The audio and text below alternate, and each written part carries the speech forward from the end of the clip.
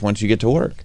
Yeah. That's they amazing. keep your feet dry, but they're sneakers, so you're not walking around in snow boots like an asshole. Right. Well, that's because, and I've often worried about that. I go, well, I guess I have to find a pair of sneakers because, I'm particular about my sneakers. I have to find a pair of sneakers that I don't mind getting dirty because I'm going to wear them through the snow because the last thing I want to look like is an asshole in snow boots. You know what I mean? Because there's nothing, because you never really know how badly you need snow boots until you're out of the house. But the idea of, especially spending my youth in Syracuse, the idea of going out in 2 inches of snow, wearing like snow boots that are ready to climb Everest, it's so annoying. You look ridiculous. Yeah, 8-inch drifts, then you need a snow boot. Yeah. But something like today, a light dusting. No. Some waterproof sneakers and you're good to go. Yeah, it does the trick. And they look stylish, I'm assuming?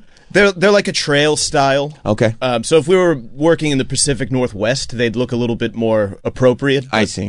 They work. And they're waterproof. And my feet are under the console. And you don't feel like a fool in silly snow boots. Stomping around like a clod. I can't.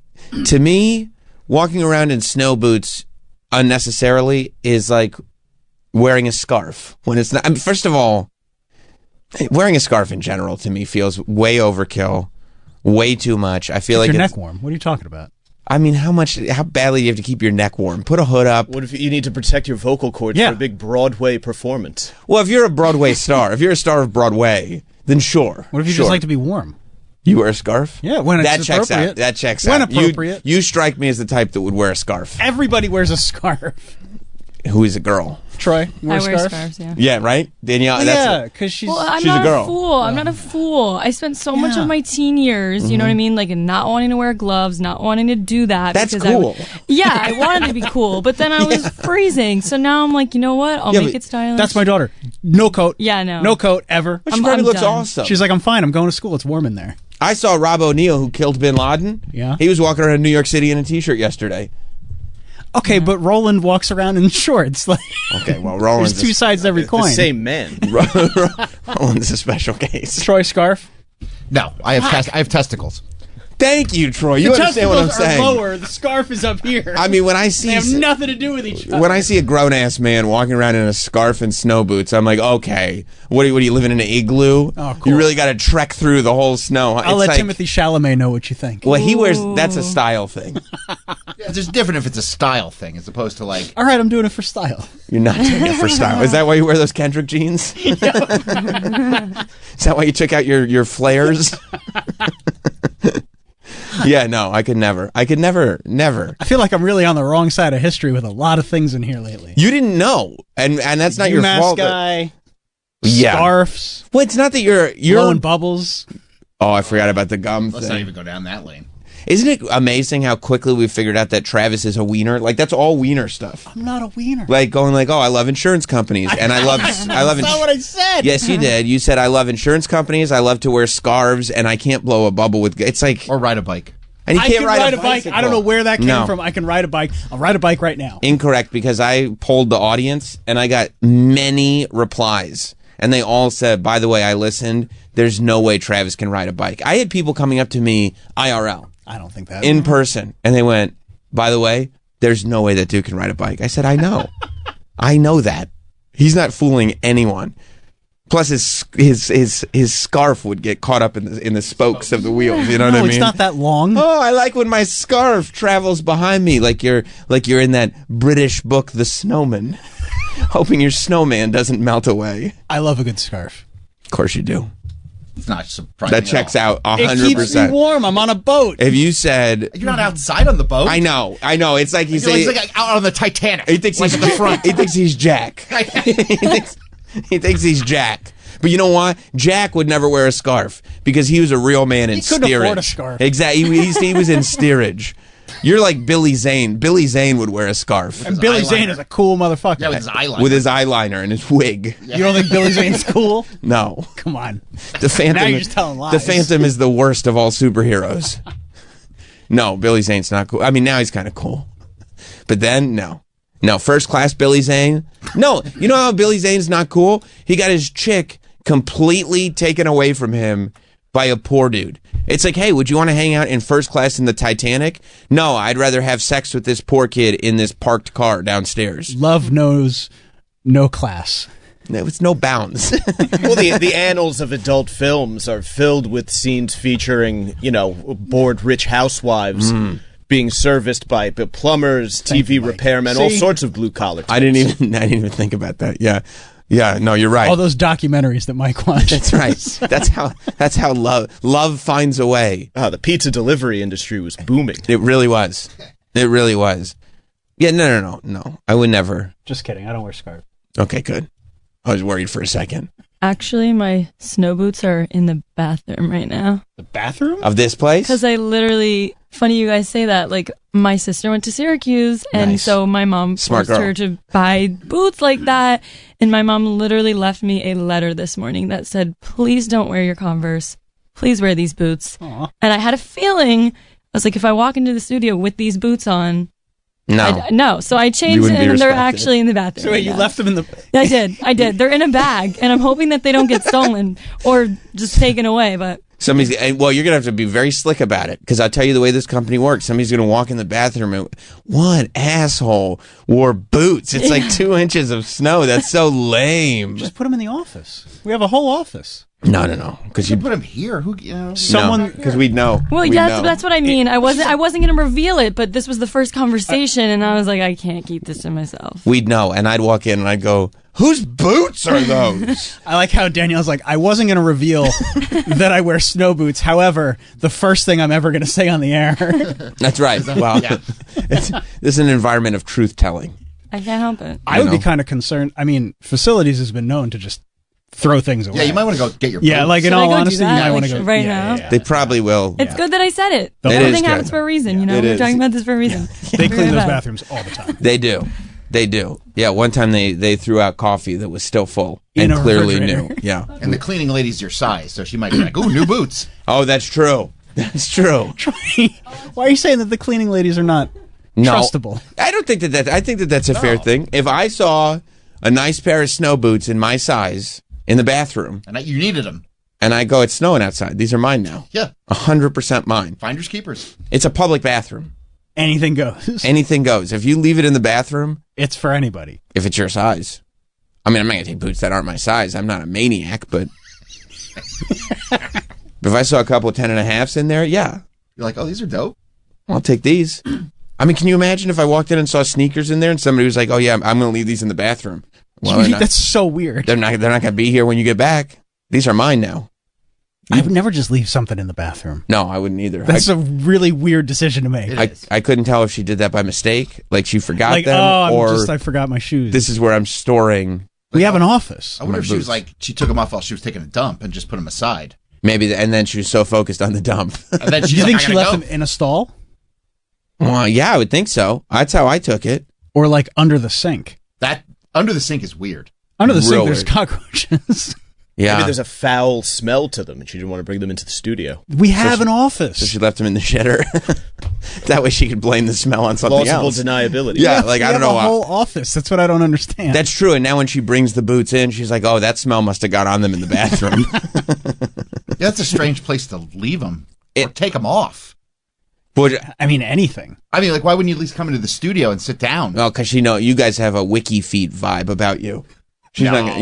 No, you don't understand. Maybe Troy, but not Mike. Not I'm not a Mike. foot- No, Mike. Mike's not a foot guy. He just brought up porn. He was- he was like, by the way, He was just defending my position. Yeah, no, I was just explaining how the world works. Oh, that doesn't make me a foot guy. Oh, sorry, I misinterpreted that. No, if you don't understand the plight of women in modern society, women can't take out their feet anymore in public because guys are too weird for it. That's fine. you can, know that's true. But I'm sure she had socks on. You could change your shoes Even in that. the bathroom. No, guys don't have socks fetish. Yes, they do. Sock do? fetish? Yes, they do. Is that why you wear all those different socks? Yeah, Yeah. Like maybe someone will notice. yeah. No, they do. You can't. If you're a woman, you can't take off your shoes in public. I mean, I anymore. understand the bare feet because guys go crazy. WikiFeet ends up with sock photo. If all you can get is sock photos, it's enough because you can see the shape. How You do didn't know even so think much? about that. Hey, how does he know so much? I try to stay abreast of everything. You know that. Yeah, it's true. You know, I try to just kind of I be. know. You let him off way too. You're No, like, that's "Nah, true. that's That a is good true. point." Because Sam's like if I have a question about something, I just go to him and he knows. I do, right? You do. Thank you. Because I try to stay abreast of what's going on in the world, not just in my own community, but in all communities. And the youth. The youth. And the youth love feet. Yes. And it's a scary thing for women. is. You know? Can you imagine, like, before you change your shoes, having to go, like, okay, who's around? Who's in the room? Who's going to sneak, little photos? Everybody's got a camera on their phone. Yeah. You don't want to do all that. Which I understand. Taking photos of women's feet private. No, I mean, what are you doing on the boat? I understand not wanting to come into the studio and Right. change your shoes, Right. but you do it in the bathroom. Take them with you. Well, I hope she forgot. I don't think she did. I think she specifically left them there. And I would think it would be in a stall because you have to sit when you change your And shoes. there's no seats in the. I mean, I haven't been in the women's bathroom, but I'm assuming there's no seats. Good save. That was good. I mean, other than if you're going to take a dump on the toilet. Right, the toilet, and you can just sit on it. If you don't pull your pants down, you can sit on it. Yeah, we got a lot of questions. Okay. I was listening live. Question 1. Yeah. This was not clear to any of us. Yeah, no, I know. Were the boots left in the bathroom on purpose or by mistake? They were left on purpose. That's crazy. I knew what I appreciate was the doing. honesty. Why would you do that? Well, because I heard what you guys were saying. No, they don't smell. They were worn like 3 times.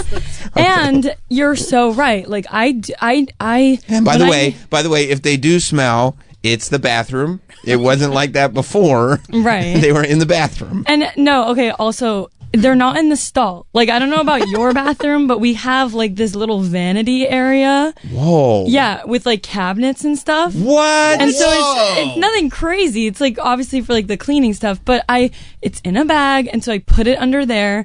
And it's you're right. Like guys, no offense, can be creeps, and so in the female bathroom, like that's when I'm gonna change my shoes. Not you guys, but like I wouldn't Just do in that in the general. hallway. You know what But I'm then saying? why leave them in there? Because I didn't want to talk about it. Right. I didn't want you guys to be like, "What are those boots in that bag?" You with could the-" just left them in the office. We would have said Yeah, that. but yeah, it's a loud, crunchy bag. You would have been like, "What's that?" And I No. have the suitcase. Like, I wanted it to leave it to me. You're 100% right because Travis is like, oh, you could have just left it, but you know Travis. I mean, the office is for everybody to put everything. but Well, you in. now would- they're in there. you would so. have There's immediately a jacket in there that I don't know who it belongs to. It's been in there for 6 months. throw it out.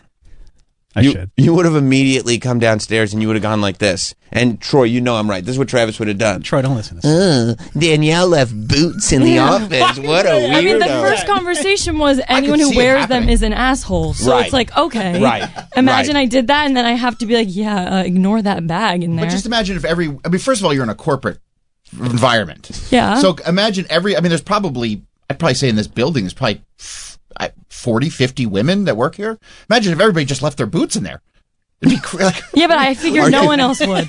You're worried about an influx of boot changing going on in the bathroom. You have to, Danielle, I know you're just an intern, but you have to understand in a corporate environment, if we let one pair of boots in the bathroom, we'll have nothing but boots in the bath. Nobody will be able to walk. I mean, once you open that door, it's just like, It's just Pandora's boots. box. True, but it's for anyone who just really doesn't care because I knew that they could get stolen, but it's like, I don't care enough. You're willing to roll the dice. Yeah. Wow. and you wouldn't put them like in a bag up in the office or just tuck them underneath. Well, you? they are in the bag. They're in a the bag. office now. But they were in a bag in the bathroom. And you're worried. Were that they in if- the cabinet? Because you brought No, the I wanted to do that, but it was all like toilet paper. I can't believe they have a cat. cabinet. I know. They have a vanity. Yeah, it's nothing crazy, but the light, we got like those cool light bulbs What a around. magical You do place. have light bulbs. Yeah.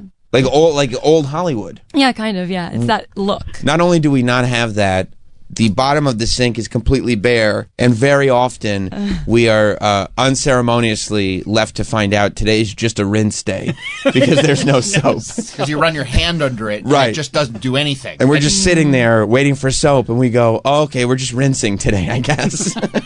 Yeah, so far I've had soap. It's a different, It's a whole different world. it's a whole different world. They don't care about our Girls don't know hygiene. how good you have it. It's like Narnia. A lot of guys walking around this building with feces-covered fingertips. Well, I don't know if they're covered because they don't use like there is probably some like invisible residue, but to say it's covered, Well, No, it's like if you're chiseling away at marble, right? little flecks. I see. Fall off. I see. And you don't even realize you have that kind of coating Yeah. over your It's an hand. invisible residue. But it's let's feces. be honest. Yeah. We see a lot of guys walking out of the stall right out of the door. Oh, yeah. Well, did they tell you about the brown list, Danielle? No. You remember the brown list? I know. I remember. This is something told us about, I mean, years and years ago, they said, we want you to know that there is a brown list. And I don't even know if they still keep it because there have been so many people that have left. Maybe it's up to us to maintain the tradition of the brown list. But there was a secret brown list kept of everybody that went into in the men's bathroom. Because in the men's bathroom, when you sit in a stall, there's only one thing you're doing. And people were Taking your boots off. That's right. And people were keeping track of everybody that went into a stall and then left without even attempting to wash their hands. Hans. Everybody that wouldn't wash their hands, and then they would put them on a secret list called the brown list. Wow. Yeah. So that, and there are people who still work here that are on that list. So it's a not so secret list. I don't know if the people on the list know they're on the list, but if you're not on the list, you know about the list. Or they don't care about the list. They might not care about the list. We've worked with guys that literally like just the grossest human beings in the world. Yeah. They'd literally take a stinky dump and just walk right out. Yep. And then you have to like look at them in the studio and be like, bro, I know you didn't even wash your hands. I was in there with you. I know what you did. I know what you did. How do you eat? What do you mean, how do you... With your mouth. If you're a brown list. You go like, you put the food, and then you chew, and you swallow. Yeah, but knowing what's going on there? No, they don't care. They don't Wow. care. Because a brown lister is not just somebody who did it once. Like if you do it, if it The happened... lifestyle? Yeah. Yeah, that's right. Well, of course, if it's happening in a public setting with people around, People witnessing it. what's going on at home? That's right. Anarchy, Mike. They probably don't even have toilet paper. Wiping their hands. Yeah. It's disgusting, isn't it? Mike You don't want to know. Mike just goes like, ooh. I didn't even consider that. Yeah, that's... So where were the boots then? Were they left not in a stall, but not in the cabinet, just in the middle of the room? No, underneath the vanity. Oh, Like- the cabinet. I like pictured the cabinet being underneath the sink. There's a separate cabinet. Yeah. What? Like it's when you first open the door, like behind the door I can't even picture is this this in my big mind. mirror kind of, and then a counter, and underneath the counter Whoa. are these pull-out drawers, but then there is like a big open section. So When I you said, guys- let me slide this right under here. When you guys open the door to the women's bathroom, do they start singing, "Come with me and you'll be"? I mean, it sounds like Charlie and the Chocolate Factory. Precisely, yeah. That's what it is. Well, I mean, we have like 80s music playing. You guys have music playing, right? In there, like the sometimes. radio's on. Sometimes not. You hear Yeah. everybody pooing. It's disgusting. Really? Oh, it's the worst. You hear a guy having a growler next door. And there is men in radio for some reason have really unhealthy bowel habits. It's a lot of coffee, I think, and poor eating habits. Poor eating habits because in radio people like whatever's free. That's what their diet is. Whatever's free they'll eat, and they'll eat a lot of it. Like if there's free food, whatever it is, they'll just heavy up on that Well, it's complimentary. because it's complimentary. And but then it leads to, really bad bowel movement. So if the music's not playing loud, like you need Shania Twain singing about how things don't impress her much. Otherwise, I mean, I'll take anything to hear the guy next to me having just pounding it out. yeah, and we have to, I mean, sometimes you're sitting in there, right? And you're all by yourself. And then one of these maniacs that works here, Oh, You know where I'm going. bro. It makes One- my blood boil. one of these maniacs, it's like, oh, there's about half a dozen stalls here. Let me get the one right next to the closed door. And you can see that you can see my legs. Right. You see them. Let me buddy up. We're not going floor to ceiling here. This isn't, You ever just put your hand under?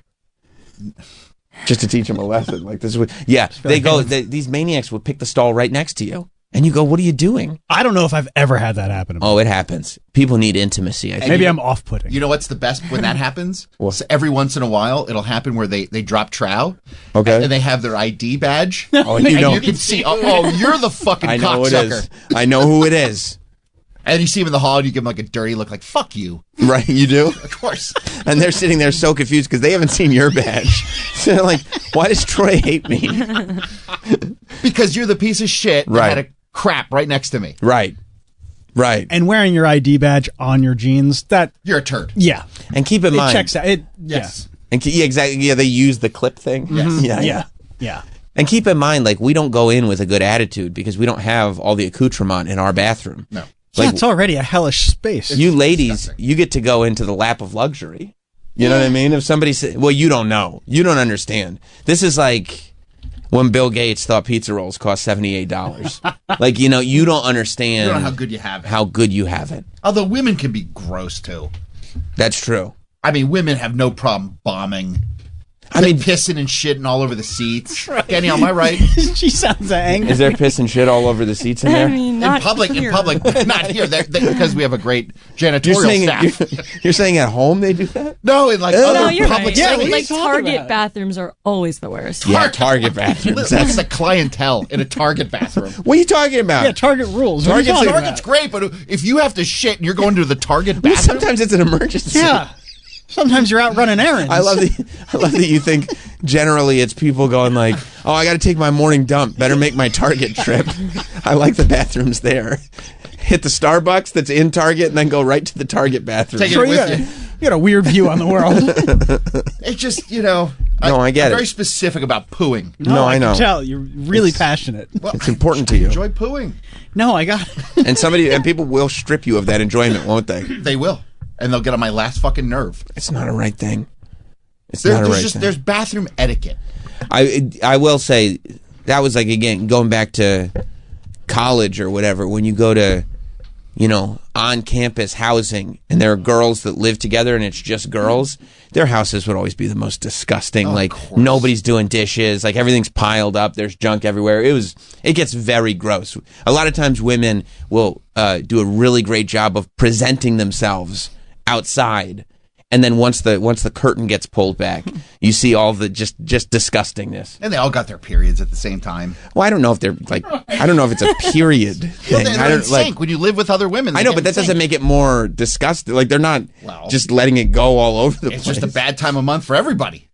That's not what we're talking about. Oh, We're really going down. I don't Troy's think it going works off like on that. Yeah, this feels like Troy went in a very misogynistic direction. No, Danielle, that's not true. I mean, Yeah. I was like, a lot of we were times talking about the men's bathroom, and now Troy's been like, And they're all on their women are periods." disgusting, and they're all on their Yeah, like 'cause periods. I want that to happen. Yeah, Yeah, I don't. it's horrible. They piss and shit everywhere. Then they're all angry at the same time. Tell me I'm wrong. I think a lot of times they might just be mad at you. Who, the women? Yeah. I get that. Yeah. What are you guys all cycled up? No, we just hate you. You're just scary.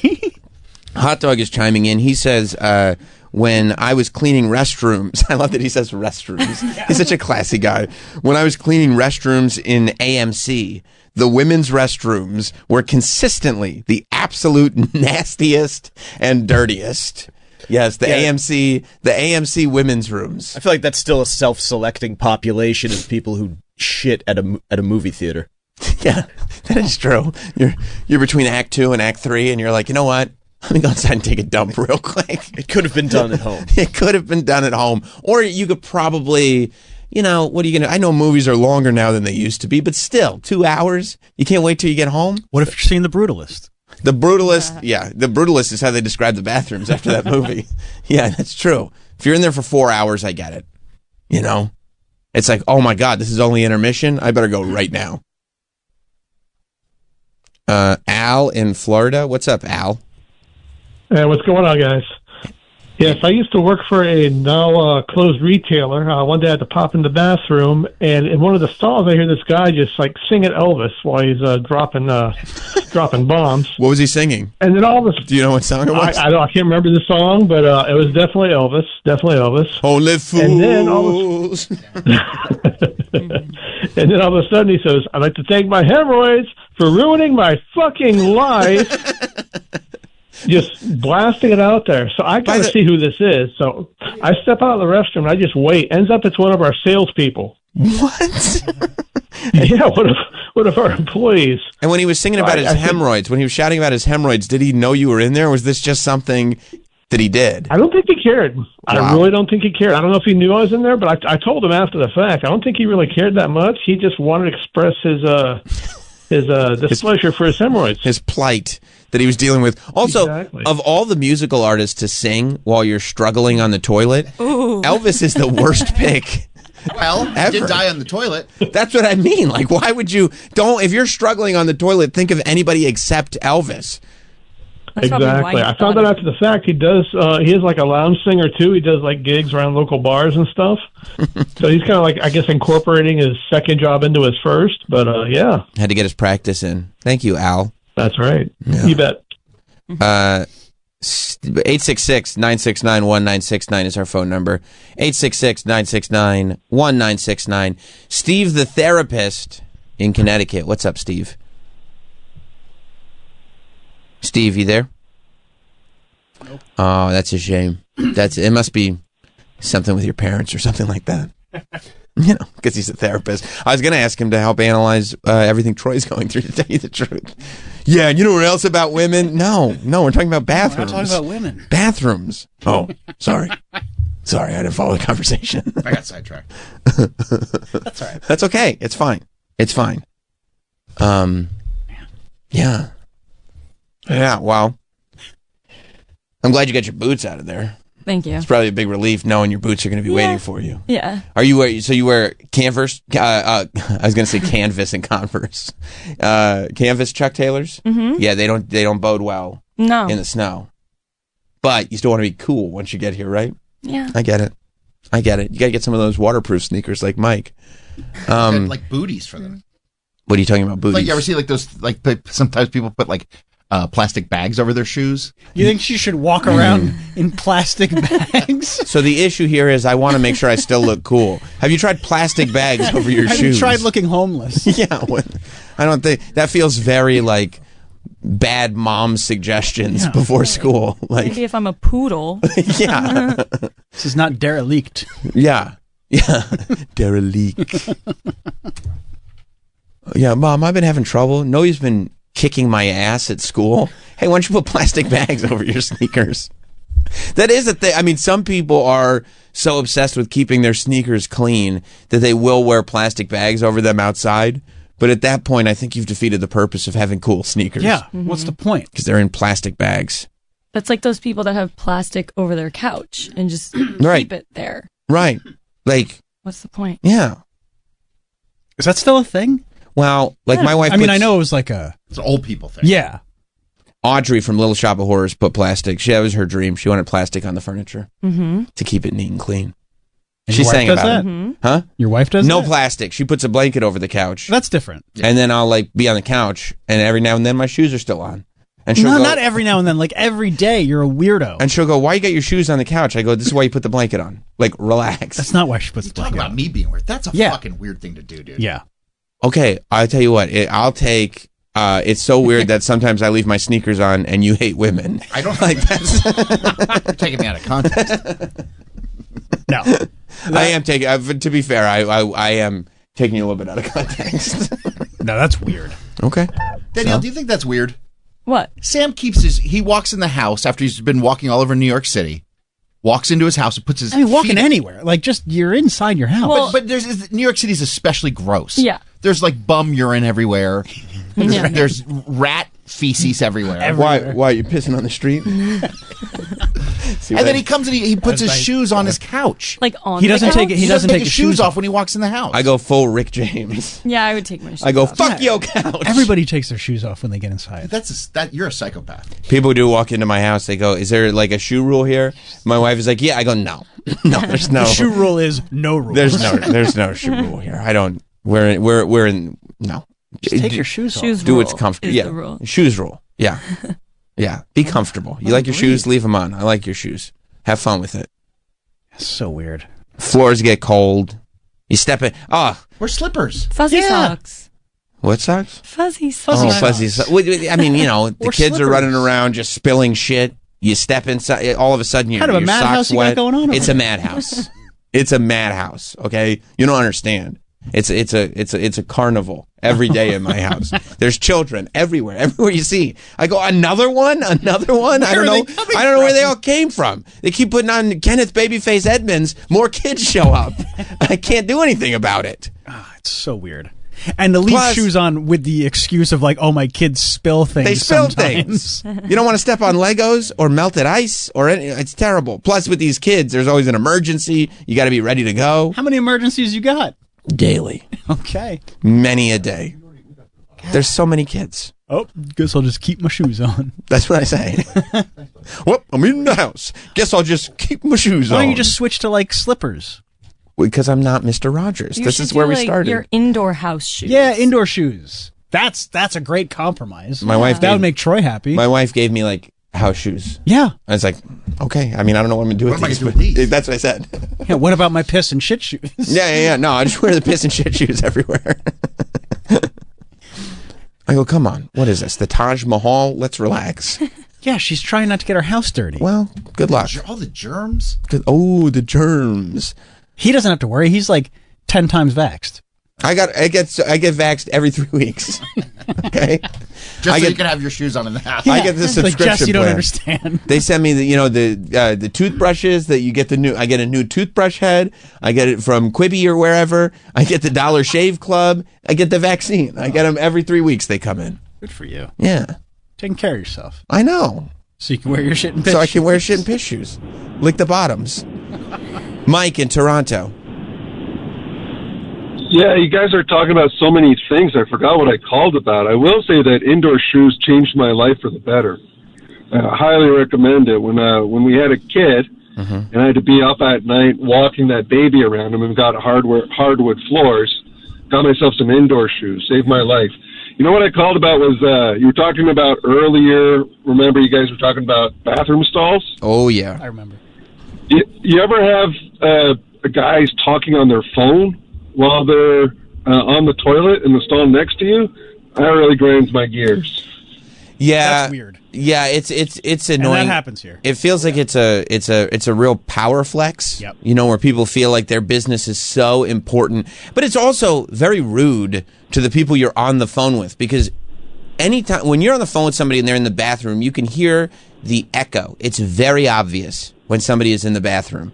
You hear the echo, you're going to hear a plop eventually. And this person, whoever it is on the phone, thinks that they're so important that the person on the phone with them is just going to ignore that. And now deal you have to be exposed with whatever their half of the deal is. You didn't consent to that. It's very annoying. You're right, Mike. It's very, very annoying. They're not that important. Maybe unless it's their like poop doctor. Sure, because then you could use the I information. could let that slide. Yeah, because it's like we got to deal with this now. It's like, hang on, Doc. I'll call you when I get in the bathroom. But I think that those situations are seldom. Few and far between. Yeah, I think so. Thank you, Mike. 100% right. 866-969-1969 is the phone number. I mean, but I also hate when people are on the phone on the train. I hate just like to just like be shouting on the phone in a public place. On speakerphone. It's an insane thing to do. It's craziness. Especially when you're talking about nothing. I can hear your conversation. It's nothing. You're talking about nothing. Why are you on the phone? You know what I do? People go like this. They call me. I don't pick up. And then I text them going, just got on the train. I'll call you later. Yeah. I don't want people to know my business. No, I won't pick up a phone call No. on the train or the bus. You text. Or what about the boat? Both a different story. Because I didn't know. I know. Also, so very. You go land, air, and sea to get here. Yeah, that's right. Yeah. And he's out front anyway with his scarf blowing. In That's the breeze. right. It's right. I'm That's not right. bothering I know, anybody. we forgot about Hey, I'm gonna call you back. The wind is really picking up here at the head of this boat. But like, so very, very few things require a phone call to begin with. It's Right. like, what could you people possibly need to talk about on speaker on the train? I can hear it on speaker. It's nothing. It's nothing. It's absolutely nothing. Some people need conversations happening all the time. They really do. Like a taxi cab driver. Like, what are you talking about? all right. the time. All the time. You know Constantly. what I was thinking about yesterday? I was watching a mail carrier go house to house, and they had their ear pods. What, you were in. like following them? Yep. Everywhere they went. I was hiding in the bushes, and then I'd quickly shuffle off to the next house had and the some next extra house. time. Yep. Yeah, I had all afternoon free. Kids weren't home yet. I looked at the mail carrier, and I said, I want you to know I got nothing but time. So you better be on your P's and Q's. Oh, I'll follow you. Yeah, I'll follow you everywhere. It was like that Mark Wahlberg movie Fear, except with a male person. Yeah. I was following them. Mm-hmm. But they had their ear pods in, and they were on the phone. And at first I was like, yeah, that makes sense. You know, they're walking house to house. They're completely by themselves, Sure. like just a way to take up. But then I almost had a panic attack because I thought about being the person on the other side of that phone call and realizing this is never going to end. They have an 8-hour shift They that got they want to nothing eat but up. time. And I'm like, how do I get off this phone call? That is who I felt for. The person on the other end of that line, who they're talking about nothing. You know we're going to have this phone conversation again tomorrow, and you can't get off the phone. The mail carrier has no reason to be like, I gotta go. That's right. That's right. This is making their lives better. Yeah, it's making the scary. time go. It's scary. Yeah. It scared me. That's why I followed them. Brian in Orlando. Hey guys, what's going on? I'm the guy that sent you guys the Disney package a while ago. Nice. Oh, this is my guy. Yeah, there's a growing trend where people are using the bathroom on the Skyliner, and I was thinking about that while listening to you guys this morning. It's happened a few times now, and they're trying to battle it because there are cameras on there. Wait, so they're just shitting on the Skyliner? A few times now, and then there's teens getting naked on there. It's getting well, that's a little different. silly. What is this, Six Flags? Yeah. This is supposed to be the most magical Right? place on earth. We don't do this at Disney World. Well, the thing is, they're posting it on Reddit. There's a whole. Oh, no. You can find it on your own. But It's like a fun thing now that they do it. I mean, Disney World is they have all kinds of stuff that they do to make sure everything stays clean. Like, I've heard that they have supervisors that will leave a penny on the ground somewhere in the middle of whatever, the wild western land. I don't think that's Frontier land. They leave a penny there, and then they come back in 20 minutes to see if the penny is still there, and if it is, somebody gets a reprimanding. yeah, those might have been the good old days. Yeah, Still, they got rid of it's those still people. Yeah, now they're shitting on the Skyliner. That's terrible. Thank you, Brian. I mean, that's. I mean, Travis, does that strip the magic away for you? I stay up on the trends. I didn't know that this was happening. Oh yeah. Now you know where to go. Yeah, put that into my itinerary for later this year. If you've got a call about bad shitting habits or bad places to make phone calls or both, 866-969-1969. Oh, they're using the Skyliner? Of all places. Of all places. I mean, what's next? What's that? The People Mover Yeah. in Tomorrowland? I love it. Imagine if there was a big steaming dump. You know, you got can stay there. on that thing as long as you want. You don't have to get off. That's why people dump on it. Is that why? Yes. They're like, no, I'm not This done is good. yet. I'll go for another run around. Because they've been sitting there having, Dole Whips and funnel cakes and Yes. all this stuff, and it's like they know this is going to Turkey take legs. turkey legs, and they go, this is going to take about 45 minutes to get out of my system. I better get on the People Mover. Well, yeah, because it's the driest, worst turkey leg you've ever had. That's right. It's not exactly the Renaissance Festival. No. Big Paul on the grill. What's up, boys? What's up, my friend? Travis just said to the previous caller, that's my guy, and I thought I was his guy. You're my guy, too. Yeah. I got lots of guys. Yeah. Oh, careful there. Oh.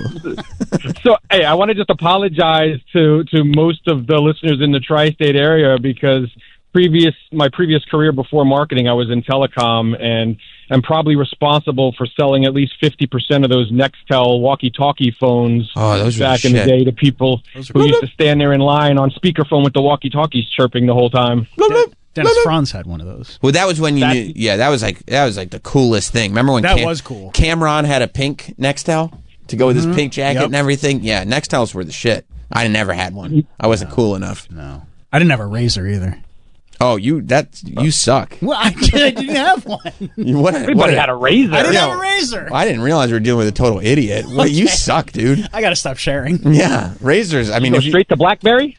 No, Yeah. I never had a BlackBerry. what a loot. Did you have a sidekick? No. Did you even talk to anybody? Yes. No, I didn't need a phone. What a loser. So you were responsible for selling a lot of Nextels? Yeah, I was one of the regional sales directors for the Northeast, and probably bought my first home off of all the Nextel sales that happened in New York City post 9/11. That really is like such a crazy thing that sidekicks, everybody had a sidekick, and now no one has a sidekick. Blackberries, everyone had a Blackberry, and now you can't, like, the service doesn't even exist anymore. Like, people don't understand that Nextels were the height of phones. It was like everybody, they were the best.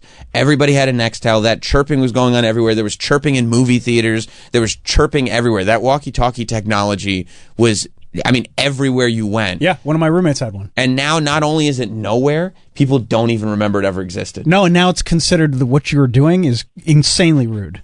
Yeah, like you'd have to be a psychopath to live like that, but that's how we all lived.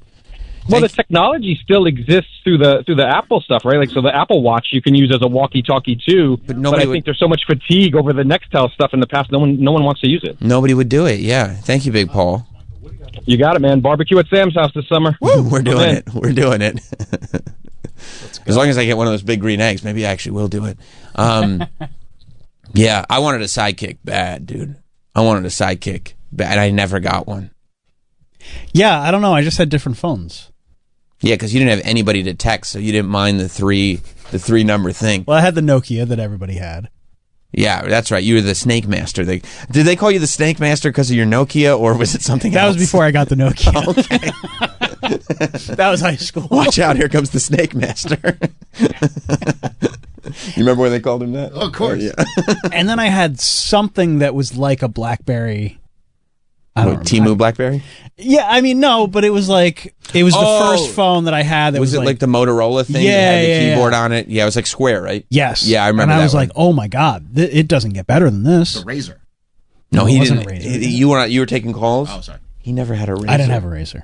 What a loser, huh? Those were the fucking best. I know they were. When the call was over, you just closed it. It always made that cool sound. And it was thin like a razor. I had a flip phone. That's not the same thing. And there is something that the kids don't get to experience now of having an angry phone call. Oh, yeah. And just slamming that shit shut. You and just motherfucker. Throwing it somewhere. Now you just shatter $1,500 iPhones. Yeah, that's the other thing. It was like, nobody will pay more than $300 for a phone. That would never happen. And then Apple was like, will you pay $1,000? And everybody was like, I guess. What if we put it on a payment plan and you all go into debt? Okay, yeah, I think we'll do that. I went from, one of those like Nokia things to never having the... That's something like this. Oh, yeah. Yeah, I had a shitty flip phone. And then I remember before I had a Razor, when I was in college, I had it was almost like a peanut-shaped phone. It wasn't a flip phone. Mm-hmm. But it was like the first phone I ever had that had... yeah, I remember those. Yeah, and it had AOL Instant Messenger on the phone. Except it didn't have a keyboard. So it's impossible to use. Well, what's the point? Well, you still had to... But you could aim... through it. Yeah. Right. You could aim like you could text back then, AOL Instant Messenger. And I was like, I got to get this phone. And then I had the BlackBerry, and then I had the Razor. Yeah. And then I had BlackBerry. BlackBerry's probably my favorite phone of all time still. Really? I love that phone. I didn't get one until I worked here because I didn't need one. Oh, I had like that Motorola thing, Yeah. It was same. Yeah. No, BlackBerry's probably my favorite phone I ever had to this day. More than an iPhone. Fuck this iPhone. Okay. Well, yeah, because the BlackBerry was like, you get all this great technology, and the iPhone was like, you get even more great technology. The only trade-off is you have to give us your soul. Like, you can't be a human being anymore. And what are you doing with that anyway? We were like, fine. Like, BlackBerries didn't kill humanity. No. iPhones did. iPhones completely were like, we're going to just destroy humanity, but you can refresh as often as you want. And we're like, okay, that's a good trade-off. I didn't know I could refresh. Oh, yeah. Oh, yeah, you can refresh. Yeah. All right. Well, I'm in. What if we just give you constant new information and destroy your brain? What was the first thing you said? Constant new information? Yeah, I'll take that. I'll take that deal. Michael in D.C. Salutations, fine shit. Salutations, Michael. First, can I just say how professional and kind Troy is? That's great. As a phone screener. I know you guys give him a lot of shit, but Troy was excellent this morning. Good job. One of the worst places for phone calls is in the ER. I was just there I had to get stitches, and everybody is just yapping on their phones. People have their ringer turned up. I don't know what's worse. People with an obnoxious phone ring or that are on the phone. Oh, the idea that people still have these personalized phone rings. Like, that dancing frog, everything after the dancing frog, there was no reason to have a personalized phone ring anymore. Like, once Axel F went out of style, we were done with the personalized phone ring. But you're right, people will still... Just having a phone ring is weird. If you're not a very, very old person, having a phone ring is an insane thing to do. I don't want people to know when I'm getting a text or a call. I don't like it'll vibrate. It'll be fine. You'll feel it. Well, thanks very much, guys. I appreciate it. Have a good one. Thank you. You're sitting there in the ER. You got to get your head stitched up, and you just hear. It's terrible. Scott in Virginia. Hey, man. Worst place that people do phone calls is truck drivers. They don't they'll be in the shitter talking to their dispatcher and everything. Just talking about, I pulled this load out of Chicago and da-da-da. No one gives a fuck. You know what, Scott? I think that there's a thing about truck drivers, and I love them, but where you kind of give up on the rules of normal society because you live this whole other life. You live on the road. So it's like these rules, these manners, these things that the rest of us live by. Truck drivers, they have their own code. Yeah, and then when they get up to the counter, they think all the damn waitresses want their number and shit. It's crazy. Do they? Fucking idiots. Do truck drivers think they're real studs? Oh, fuck yeah. That's awesome. They're fucking...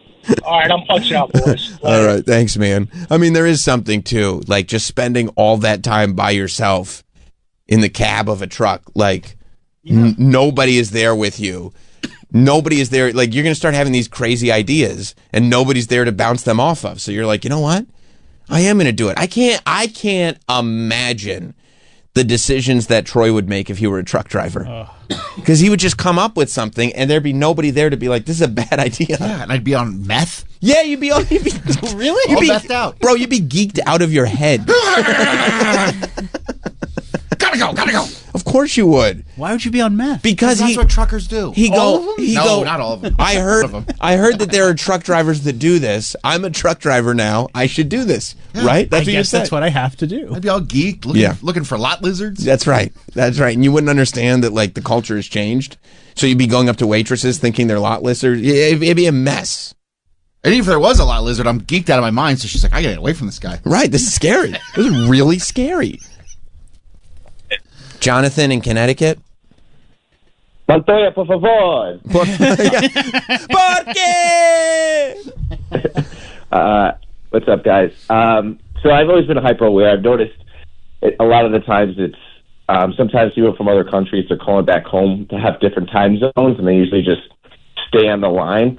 The worst one I saw, a dude was talking on the phone getting on a flight. I was like, okay, sitting down. He was clear like the conversation was over. He was still going as the plane was taking off. To the point where the stewardess had to come up to him. It was like flabbergasted. Like, what are you doing? Like, he was waiting for the phone just to cut off, being 30,000 feet on the air. And the second he landed, before he even landed, got right back on the phone. Like, why can't people just be alone with their thoughts? This is what I mean about humanity. There are too many people who can't just be alone with their thoughts. They go, I have a feeling. there has to be action associated with the feeling. I have a thought. I have to express the thought. No, you don't. Just sit in it. Just sit in the feeling. Sit in the thought and just be by yourself and quiet. That's it. Yeah. But they don't do it. Thank you, Jonathan. It's a crazy thing. I have to get every second of possible talk time in. You know, the minutes are unlimited now. I have to take full advantage. Frisco in Tampa.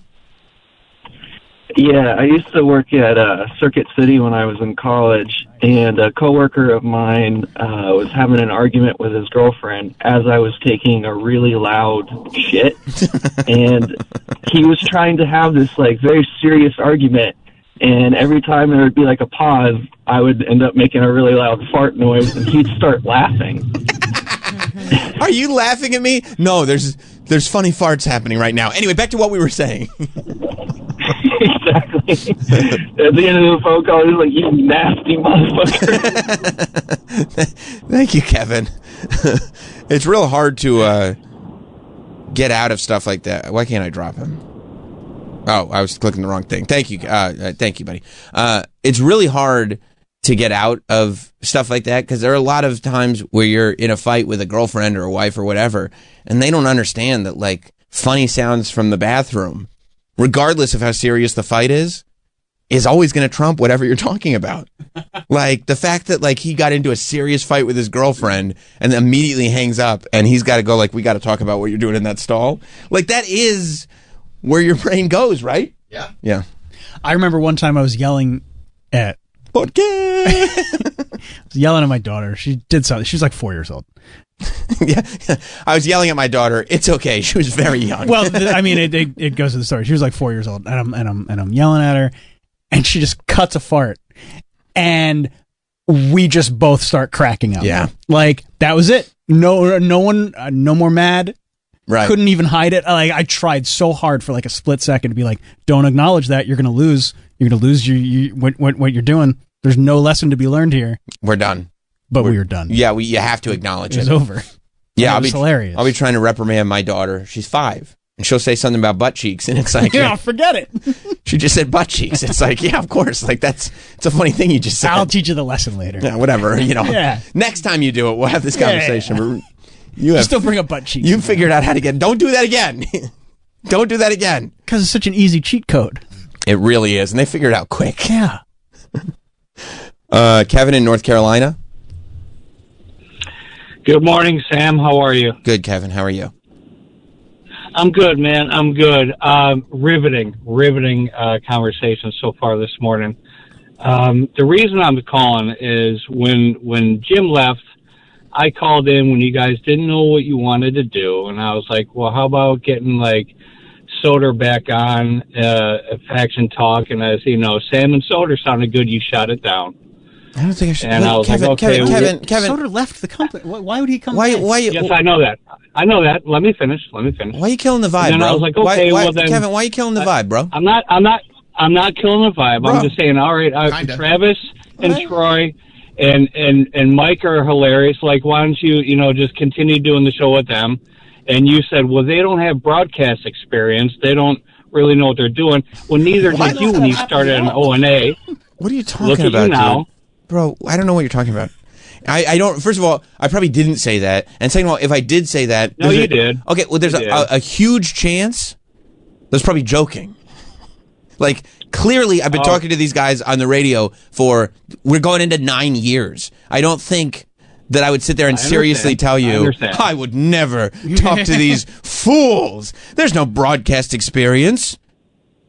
Like, what are you talking about, Okay, Kevin? now you're exaggerating a little bit, Sam. Don't get all defensive, man. Kevin. I was just everybody was making suggestions when Jim left, and when I called in with my suggestion, you were like, yeah, I don't think so. Yeah, you know why, dude? Shot it down immediately. Bro, it's What's you. up? It's you. It's not the suggestion. It's you. You suck, dude. Oh, that's not cool. Well, he's a vibe killer. Like, what do you think Kevin's is gonna? fine. Kevin's not. I mean, Kevin, I like you. You do? He said we're funny. Thanks, Travis. I appreciate you saying I'm funny, but you are a vibe killer. You Okay, guys like we're having a fun discussion. We're having a good time. And then And Sam picks up your call, and you're like, "Oh, riveting conversation." Well, that's true. Yeah, like- Kevin, you shouldn't have been like that. Like why can't you be like, "Hey guys, how's it going? Here's my call." Like you were a vibe killer. Yeah, and also, like, I know your bit is to be like, oh, this is super riveting stuff, but you can't go after like 9 callers that were all contributing to the conversation for you to be the one asshole going like, oh, this is riveting. Clearly, everybody else was enjoying it. That's what makes you a vibe killer, dude. I'm sorry, man. Go back to talking about shitting in stalls next to each other. That's cool. Go ahead, man. Make it funny. Make it funny. Bro, we will. Kevin, I was on your side. I told you he sucks. You got admit it. I can't defend it. Admit it. I'm sorry, Kevin. You suck. See, Come on. I told you, Travis, dude. not you, man. Travis, I not told you, you. dude. Not you. I mean, No, not you. dude, Come on, man. you got to start looking at the man in the mirror, Right, Kevin. Mike? Nothing? Mike. Come on, man. I mean, I'm Nothing? still a sucker Nothing, for you a guys? compliment, so just keep saying nice things. Yeah, I'm torn between two things. I love a good I'm compliment. glad you got some waterproof sneakers, Mike. Thank you, sir. They're working great. Thank you. Thank Good, you. man. I'm glad. All right, Kevin. We'll talk to you later, okay? Not trying to offend you, Sam. I'm not trying to offend you. You're doing the best you can. Thank you. And I appreciate you. I appreciate you, still going, man. Thank you. Best of luck, man. I'm still going to listen. All right, good. No, thank God. Thank God. I was worried. When somebody's calling to be like, man, this show sucks, and like they're bringing up something we talked about 55 minutes ago. I think we're okay. Well, you're doing the best you can. I mean, this is like when people are like, you know what's great about Sam? His work ethic. Thanks. Thanks for the compliment on my work ethic. That's really what I needed to hear from you. That's really complimentary. He tries really hard. Oh, okay, cool. Todd in Atlanta. Sam, man, that's the show. Sam and Kevin. That's off the chart, man. That's the fucking show. Yeah, there was something there, wasn't there? There was quite a spark. See you later. I was gonna say that I was going through. I was looking at what was going on Twitter last night, and I was shocked and dismayed that Eddie Vedder was catching strays because of the Super Bowl halftime show. Oh, because you see that? I mean, so like obviously there's a big divide, and I feel like the divide has only gotten greater as the days have gone on.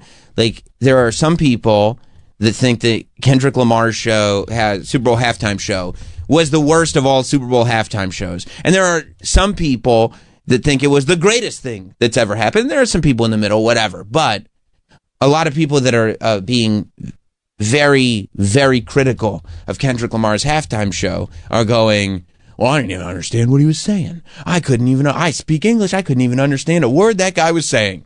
Which I thought those people were boycotting football. Is no, because they may not even be watching. It is funny though that you're hearing. I mean, it just shows you that time is just a cycle, and it just continues and continues and continues. Because when we were growing up, when Metallica first started, your parents would go, if you grew up and you got Metallica and your parents didn't get it, your parents would say, this isn't even music. These guys are just shouting. I don't understand what they're saying. When I put on Pantera when I was in high school and I was like, this is the greatest thing ever, what did my parents say? This isn't music. They're just shouting. I don't understand what they're saying. And then the years go by, and all of us that were listening to these cowboys from hell, now we're the ones going, this isn't music. I don't understand what he's saying. So, there is an irony to that It's you hilarious. have to appreciate. You have to appreciate. Like, I'll never forget going to Nobody Beats the Wiz. I'm the Wiz, and nobody beats me.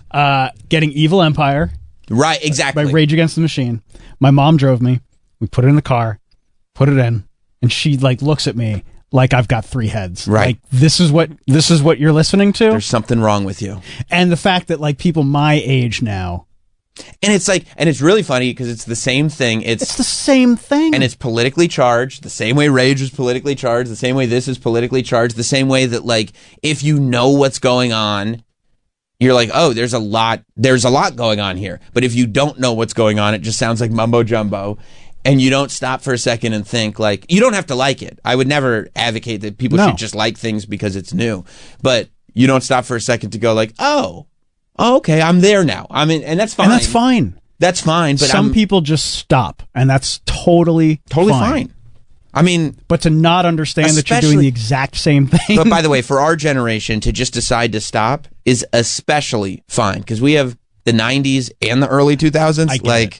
It's not getting better. It never will. I have to fight to not stop because I go you're like, oh yeah, this new stuff is great, but it's really good. You ever hear Limp Bizkit? Yeah. Woodstock 99. But yeah, there are a lot. I'm not able to let go of Kid Rock. You know what I mean? You shouldn't. And I don't care. Neither can Lauren. I know. I'm pissed at all those people in Nashville that didn't clap for him enough. They seem to be clapping fine.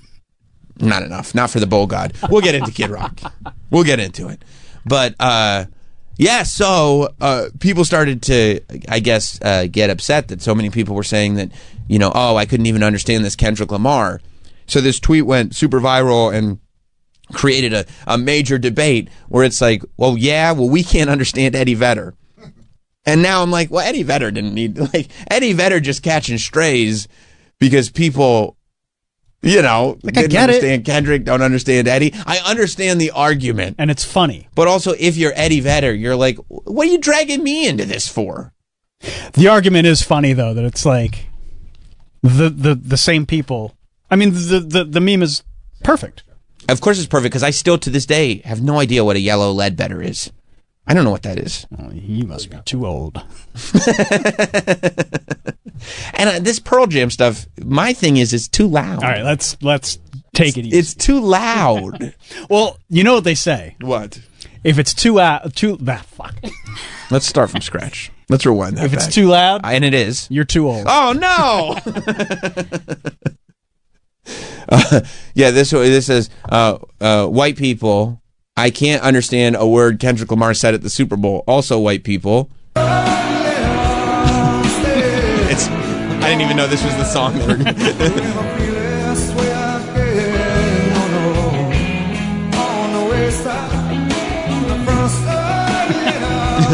Yeah, I don't know what he's talking about, to tell you the truth. You can't understand that? I mean, I'm appreciating the vibe, I guess. You know, but I don't know what he's talking about. So good. I just felt bad for Eddie because it's like, why catch strays?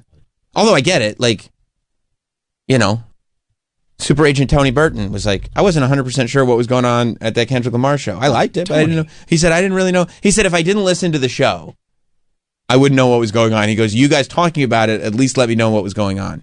Meanwhile, you know what Tony Burton's like favorite band is? All right, hang on, I can guess this. Okay. Like, what's he on a perfect weekend? Mm-hmm. This is my agent who, like, on a perfect weekend, it's the Golden Jubilee. Right. He's got about 7 golden retrievers. Packs them all into the car. Okay. Drives upstate so they can all, like, hang out with other golden retrievers. What is... You know the answer? I do. That's why I think it's, like, ironic. I mean, it goes right along with all this. It's a band or an artist? It's a band. Okay, I have a guess. Okay. I had an artist. Okay, Hit me Dave with- Matthews Band. What's your artist? Bruce Springsteen. Travis hit the nail on the head. Yes! Yeah, he loves Dave Matthews Band, and it's like still don't know what that guy's talking about. Yeah, Dave that's Matthews fine. like People love Dave. They love him. They love him, but I don't I've know. seen him many times. Puts on a great show. I'm sure he does. I But- don't know what's going on. Well, the ants are marching. They are. Yeah. Okay. All right. If you say so. That is funny though. And sometimes it's just a vibe. You don't know what the words are, but it's just it just feels good to hear. That's true. That's true. I mean, I know I went to see Springsteen live at the Prudential Center that one time. It was a great show. I kind of get that he's talking about, blue collar Americans, but other than It's that, Americana. Yeah. I kind of, but I don't know that from the lyrics. I'm just like, oh, okay. I think I get this.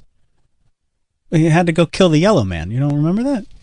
They did? Yeah. Talks all about it. Mark Wahlberg loves that song. Love that song. He's But like, we don't talk "Yes!" about that. We don't talk about that. More of that. And it was like, nah, man, that was about Vietnam. Yeah. What? Oh, I thought that was about Boston. Yeah. All right, let me go back to Dropkicks. Matt in Queensbury. Hey guys, so here's the problem with the halftime, fight that's going on. In '94, you had Clint Black and Tanya Tucker and all these people, and if you said it was terrible, people are like, oh, those are the country music icons. How can you not like them? Not everybody wants to hear Nirvana, or if you didn't like Maroon 5 in 2019, people are like, oh, come on, all those hit songs, and Adam Levine's so dreamy. And then if you say you didn't like this one this year, people say, oh, your racism is showing. I mean, it has to be that you're racist if you don't like what happened during the halftime, which is a ridiculous take for people to go with. It is. People are quick to jump to that. You're 100% right. Where it's like there are people who are afraid. Like, I'm sure that there are people who didn't like the halftime show that are afraid to say it because they don't want to get labeled. I think there are also people that you can tell as they describe what they didn't like. You're going, oh. Okay, but sure. You know what I mean? Like there are red flags, but to jump to racism before any of those red flags come out is like, come on, dude. Are you just not allowed to not like stuff? I get that. Yeah, so I thought it was terrible. Okay, but Matt, you're racist. Didn't know we had racists. Didn't realize we had racists calling in today. I thought that Snoop and Dre were awesome when they came out. That's your generation. A few years ago. And that's I also think that Whitney Houston's Star Spangled Banner is the greatest of all time. So it's not that because Kendrick Lamar is black. Like, that has nothing to do with it. Well, no, but it is a generational thing. Of course you thought Dre and Snoop was great. But I think that there is more to that, Which, by the way, that is the greatest halftime show. When all the hip hop, oh, it's not going to get better than that. 50 Cent hanging upside down, so good. They were like, "Is he going to hang upside down?" He's doing it. He's in the club again. That was great. It was great. But that's my point, though, to say that you don't like it, and then everyone is just like, "Oh, I see, must be racist." I mean, it's just such a weak and pathetic stance to take. As opposed to, "Oh, you just didn't. You should really check it out," or "He's a real artist." Everyone just jumps to racist. Yeah, no, there are people. Thank you, Matt. You're not wrong. There are people that love calling other people racist. It's like a thing people like to do. Well, because I won't say a lot. There are people who didn't like it for that reason. And they're very vocal is the thing. That's and you go the thing. on the internet. And it's always, the minority is always the most vocal. Yes. And so you think that's how everybody who didn't like it feels. Right. You almost, you and it happens a lot with a lot of different things. Like you get these insane internet opinions, and then you develop an argument against internet opinions that you're not even talking to. And then when somebody echoes the opinion of the internet for a different reason, you've already built the foundation of the opinion. Right. You've already built this argument in your head that you're like, oh, great, now I get to unleash this argument. And you're like, whoa. Dude, I just don't like it. I don't like kids' music. This is, I don't understand what's going on anymore. Bro, I'm not racist. I'm a boomer. It's different. Jonathan in Connecticut. Hey guys, hey, calling again, but I'm like super passionate about this. Nice. My algo is like getting covered, but so it's beyond racism too. It's so people are saying it's racist, but it's an intellectual thing now. Meaning, if you didn't like it, you didn't get it, type of thing. So I'm seeing a lot of that divide now, being like he had a deep message, and you don't have critical thinking skills to understand. And it's like, no, it's just a super niched. He had super niche thing about Drake. If you didn't know what it was, then you didn't know what it was. I think nothing. But like people are priding themselves, and like there was one lady who called it fine art, written by a white woman. Okay. And as Jim would say, it's about them writing the best thing. So people said you said it. So it seems like a lot of that happening right now. There definitely is that too, Jonathan. That's a very good point, because there was a lot going on in the show, and there were all these Easter eggs and all these little things going on for people that are paying attention. But also, there's some statistic that there were, millions of people that Shazammed Kendrick Lamar after the Super Bowl. Like, it was the most... he was, and I didn't even realize people still are Shazamming people like that. But it was the most Shazammed artist like ever to happen all at once. And what that tells you is that as like huge as this whole Kendrick and Drake thing, and as big of an artist as Kendrick is in a lot of people's lives, there are so many people that did not know who he was, that had never heard any of the songs, that have never heard of that guy. And if you're watching the Super Bowl and you don't know anything about the artist and you don't know any of his songs, of course you're going to be like, this one wasn't for me. You know? I think that, but I also think that that's something that the internet has kind of done, where back when it was kind of a single stream, like you heard about it on television or radio, like it was just mainstream media and that was it. There were a lot more people on the same page.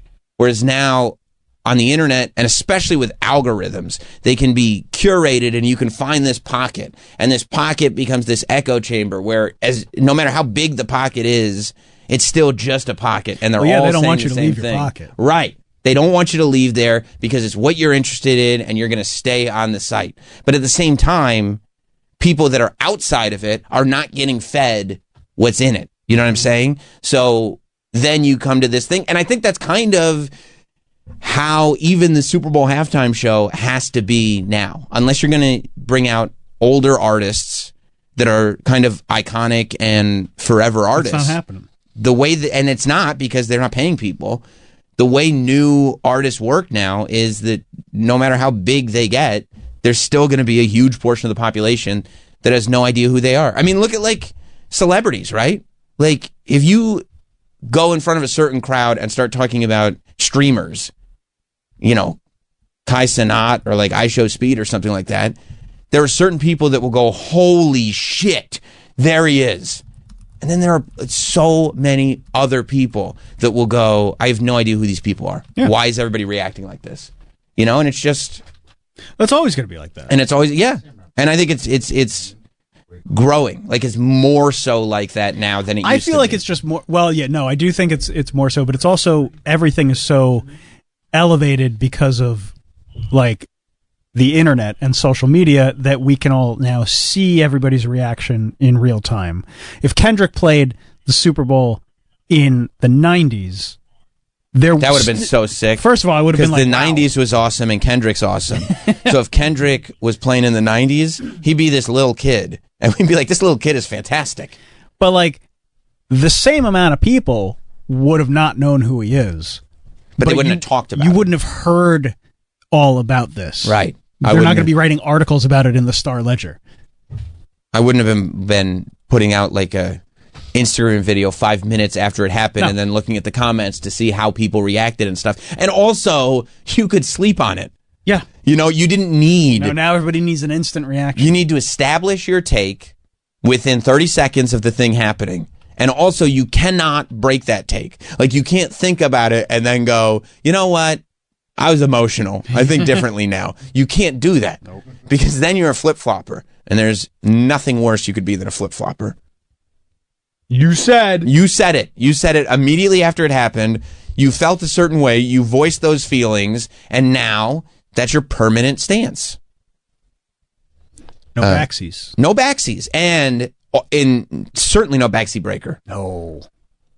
Doorknob. Ken in South Carolina. What's up, Ken? All right, you figured it out. You didn't even realize it. That's right. So who are the people who are using Shazam? They're older.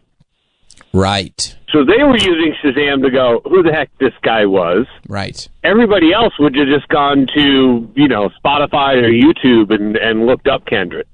Right. It would have been, because it was front page of Apple Music. Obviously, it was the Apple Music halftime show. It was, and I mean, like, dude, for a halftime show that's getting criticized for not enough people know who that guy is, it's also in one day. Like, I would say that Atlanta halftime show with Usher and Lil Jon and all those guys. I forgot all about that. But it was massive when it happened. Yeah. And a lot of people know who those people are. Yeah.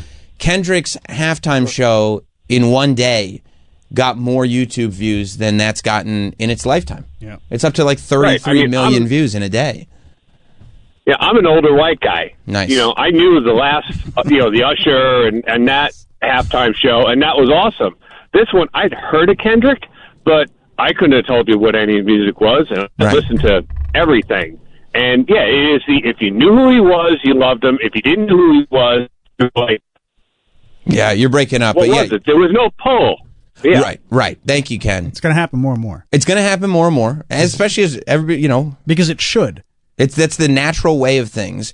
And also, like, I am fully on board with the idea of nobody should feel like they have to stay up if they don't want to. Like, if they're like, I got the things that I like. I don't need more and more. I don't need to constantly, like, if I was doing, radio shows and podcasts and stuff every single day, would I be making as much of an effort to know everything that was going on all the time? No, probably not. It's exhausting. Yeah. And like when we're not on the air, I'm not checking the news every single, 2 hours to make sure I'm not missing anything. Like I'll realize. But you told me too that the reason that your favorite soundtrack of all time is Armageddon is because you don't want to miss a thing. I don't want to miss a thing. Right. No. That's what you had finally said. Somebody wrote a song that I really felt spoke to me. Mm-hmm. And that man's name? Steven Tyler. But like I'll realize like, oh shit, I haven't been on Twitter in 2 days.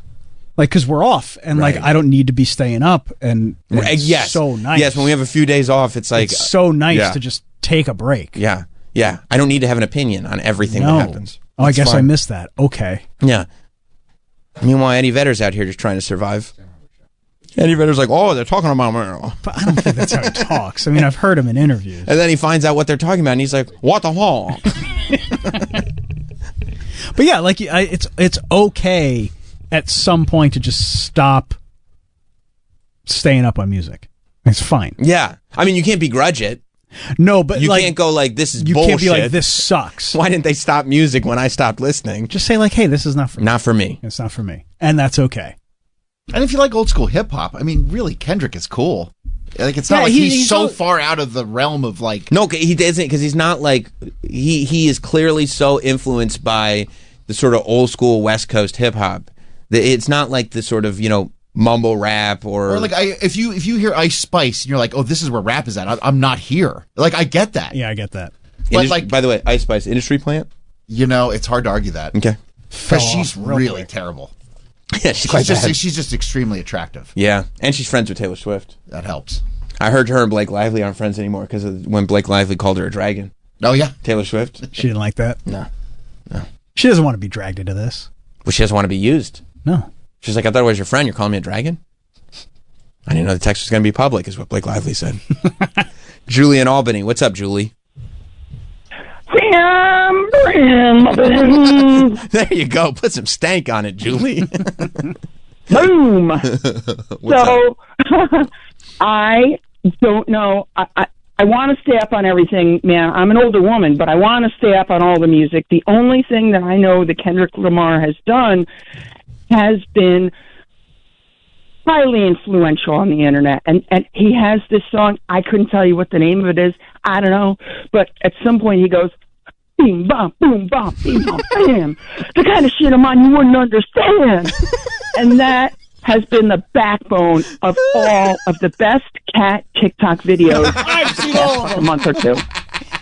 Julie, I've seen them all. You're right. You know what? Isn't it beautiful? Cats booping other cats. And they go boop. Beep, bop, boop. Can you find one of those? I'd like to see. I haven't. Let me try to find I haven't seen that. First of all, I love. Oh, they're the best. I love that Julie is sitting there watching the Super Bowl and she's like, "Oh, this is the guy from Cat TikTok. Oh, that's incredible. He's on the I didn't watch halftime the Super Bowl. No, I didn't watch the Super Bowl. I didn't watch the Super Bowl. I didn't watch the halftime show. I don't quite know what's going on. A little bit, I'm catching it, but it's just so perfect for the kitty cats that skippity tap each other. Sure. You know? Well, I guess They yeah. just walk by. Boom. Were you going to watch the Super Bowl when all these cat videos are out there? I know. I got shit to do, man. I'm busy. No, I get it, and I do love that, like, this community, because that was the old thing on the internet. In you know, when internet video first started getting popular, what do people love? Cat videos. And here we are, you know, years and years and years removed. What do people love? Cat videos. I mean, you got to have a good algorithm.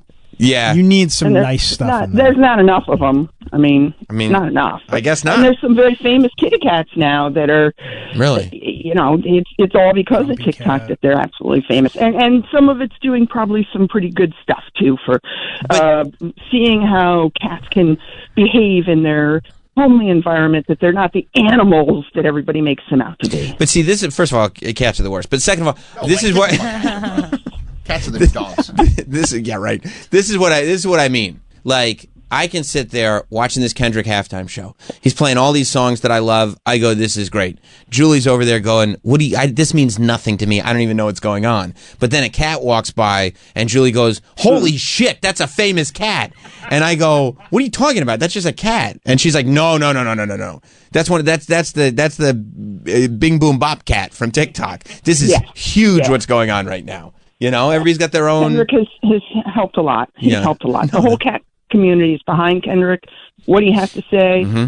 But, you know, keep up with the booming and the bipping and the bopping and bambing and shit. And that's good. Well, thank you very much, Julie. I love you, Sam. I love you too. Oh, you want to see one? Thank you. Yes. I want to see what has gotten Kendrick over. Okay. Because I knew he got popular. I just didn't know how he got so popular. But this, now I'm trophied up. I'm saying like, bing, bop, boom, boom, boom, bop, bam. The type of shit I'm on, you wouldn't understand. Okay, that's great. I mean, it's a great video. Because when he's going bing, bang, boom, bop, bing, bop, bam, the cats are hitting each other with their paws. Trophied up. I'm saying like, bing, bop, boom, boom, there they go. Bop, bam. The type of shit I'm on, you wouldn't understand.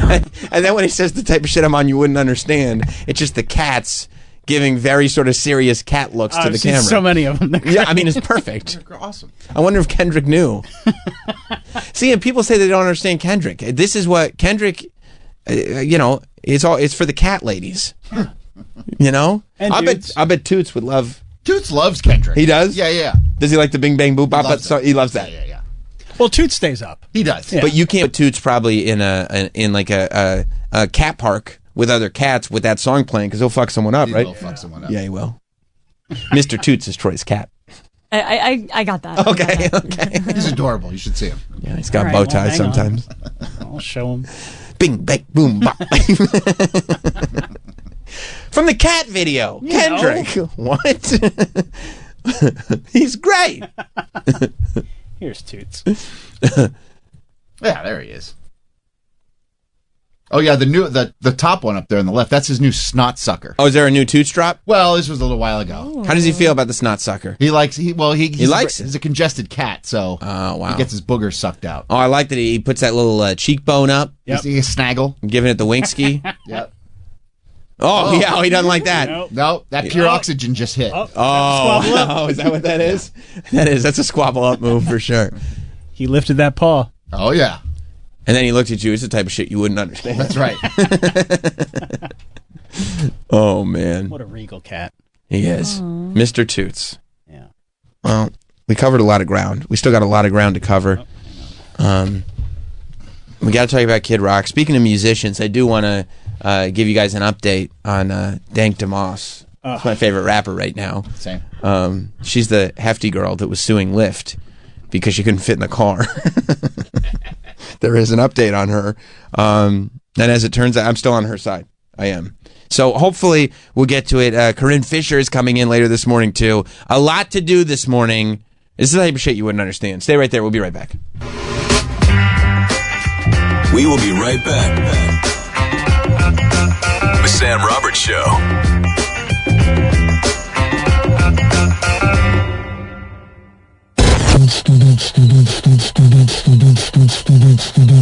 What you mean, something like this? We're back. The Sam Roberts Show. Yeah, that's Buff. Jelani, do that thing. I have Rock and Roll Hall of Fame induction nominees. So I think that's breaking news. So I think we need to take care of that. I think that's what we should focus on right now. So we've got a list of 14 nominees. 8 are on the ballot for the first time. Okay. I don't know how many actually get in. Do we know what the class will actually be? Because these are the people. These are the nominees. What do they usually put in? 6 or 7 of them? Like half of them or so, or is it less? Might just be whoever gets enough votes.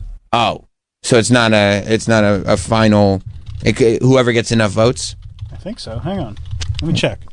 Yeah. How many people is that Rock and Roll Hall of Fame class? A lot of first-time nominees. Some of them I'm surprised at. Really? Like in a bad way? No, being that they're first-time nominees, I would have thought that they would have made the ballot sooner. Oh. So let's just go over these nominees. Sure. And this is alphabetical. Okay. So there's no sort of favoritism being shown. Okay. Right? Okay. I know, because people are worried about that. This is who's up for possibly getting in. You tell me if you think. Bad Company. No.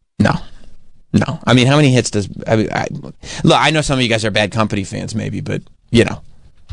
Are you a Bad Company guy? You like Bad Company?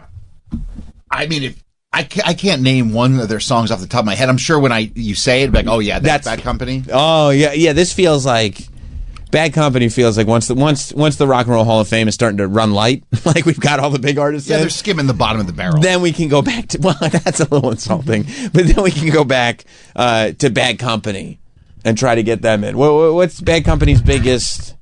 I mean, in the States. Yeah, I mean that's where the Rock and Roll Hall of Fame is. It's in Cleveland. You don't have to be such. Well, I figure. I mean, I'm sure they were great. Right. Thank you. How about that? How about what? How about what I just said? Okay, here we go. The biggest song they have, "Feel Like Making Love." Oh, okay. That did not chart in the U.S. So I was just going. It didn't? No. Well, I like the Kid Rock version better anyway. That's me too. I mean, you could say that about any song. Yeah. Yeah, I'm trying to think of one Kid Rock song that somebody else did better. I can't. Feel Like Making Love.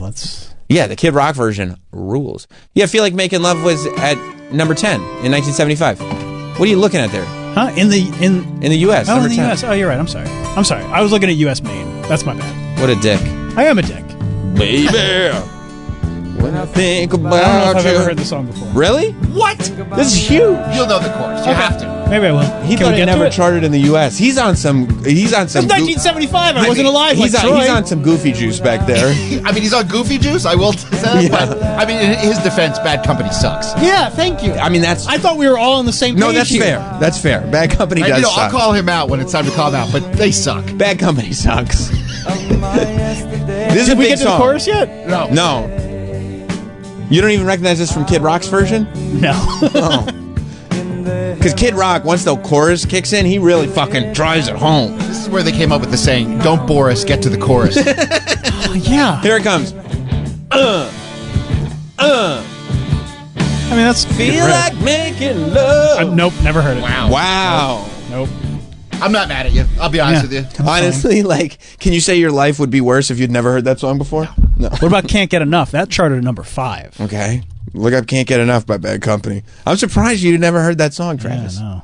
Now that you've heard them, it's like, oh, fuck. Fuck. I was doing can't take so that well. out.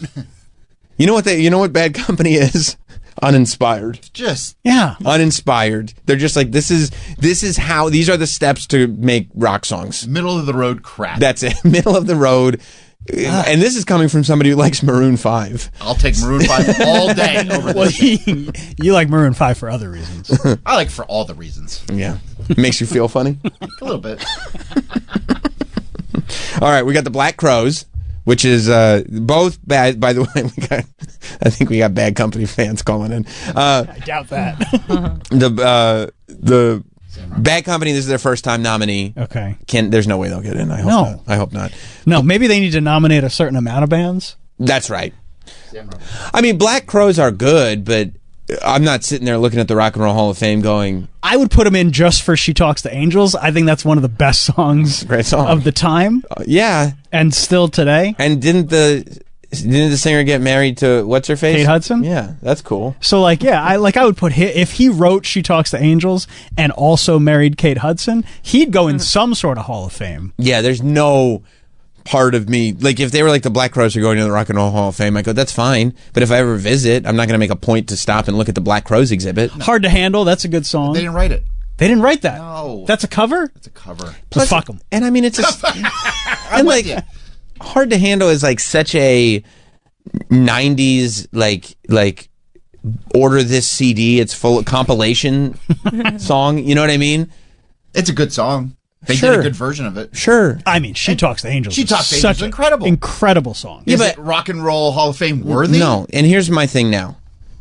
The fact that they won't put Jim Abbott in the Baseball Hall of Fame, they can't put Black Crowes in the Rock and Roll Hall of Fame. Remedy? I don't know if I know that one. Oh, yeah, you would. What's the Remedy? Is that something like that? Right, it's the Jason Mraz song. Oh, of course. Yeah. All right, so they got 2 songs and a cover. Yeah, but this is not Hall of Fame. You know what this is? This is rejoiner music.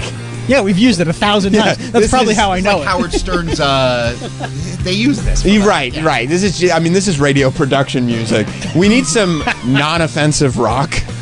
We need some rock that just dudes will listen to and not change the channel. I guess we can put on the opening of Remedy. Yeah. But like, I'm already over it. Like after that, boom, I'm good. I'm like, oh, that's cool. But There's once they 5 start more going, minutes? like, okay, that's enough. All right, so we don't need the Black Crowes in. Nope. Mariah Carey. Yeah. Yes. Yeah, I mean, here's the thing. You have to get over the Music Hall of Fame, Rock and Roll Hall of Fame. You have to get over the verbiage. That ended so long ago. Right. If Run DMC... Well, even Run DMC has more to do... I mean, Mariah Carey has literally nothing to do with... Missy Elliott was in last year. That's right. Yeah, like, no, it's the Music Hall of Fame. Yeah, I mean, if it's the Music Hall of Fame... Oh, wait.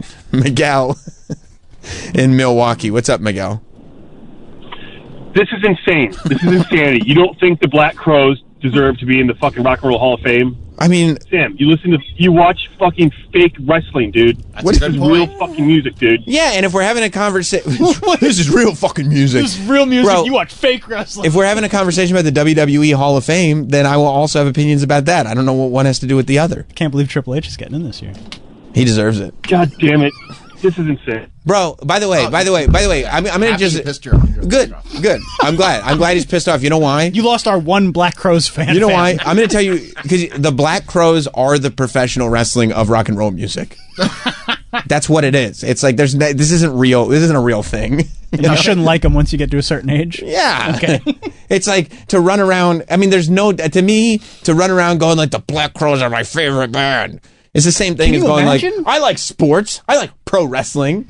Can you imagine saying my favorite band is the Black Crowes? No. I mean, if you put them up against Bad Company, I'll take Oh, Black yeah. Crowes over If these are the two... If we're playing Squid Game and one of those teams has to win... If these are the two nominees, if I'm done and I go, and that's the list, then I go Black Crowes got to get in. Yeah. But yeah, I mean... Talks to Angels just tops anything Bad Company ever did. Mariah Carey... Yes. if it's a music Hall of Fame, of course Mariah Carey should go in. But it's a weird. It's still a weird thing. I mean, she has but it's so little to do, like nothing. No, but she is a legend. She's a supreme legend and has if you hits. put in Whitney, you have to put in her. That's all right. Fair statement. If Whitney's in, Mariah's in. Sam, you hear him banging on the table every time? You're he right. talks? That's me. He's been That's doing it. me. He did it the whole last hour. Did I? Yeah. Everybody listening, I'm sorry. You're right. That is me. I apologize. You're like, no, it's Sam.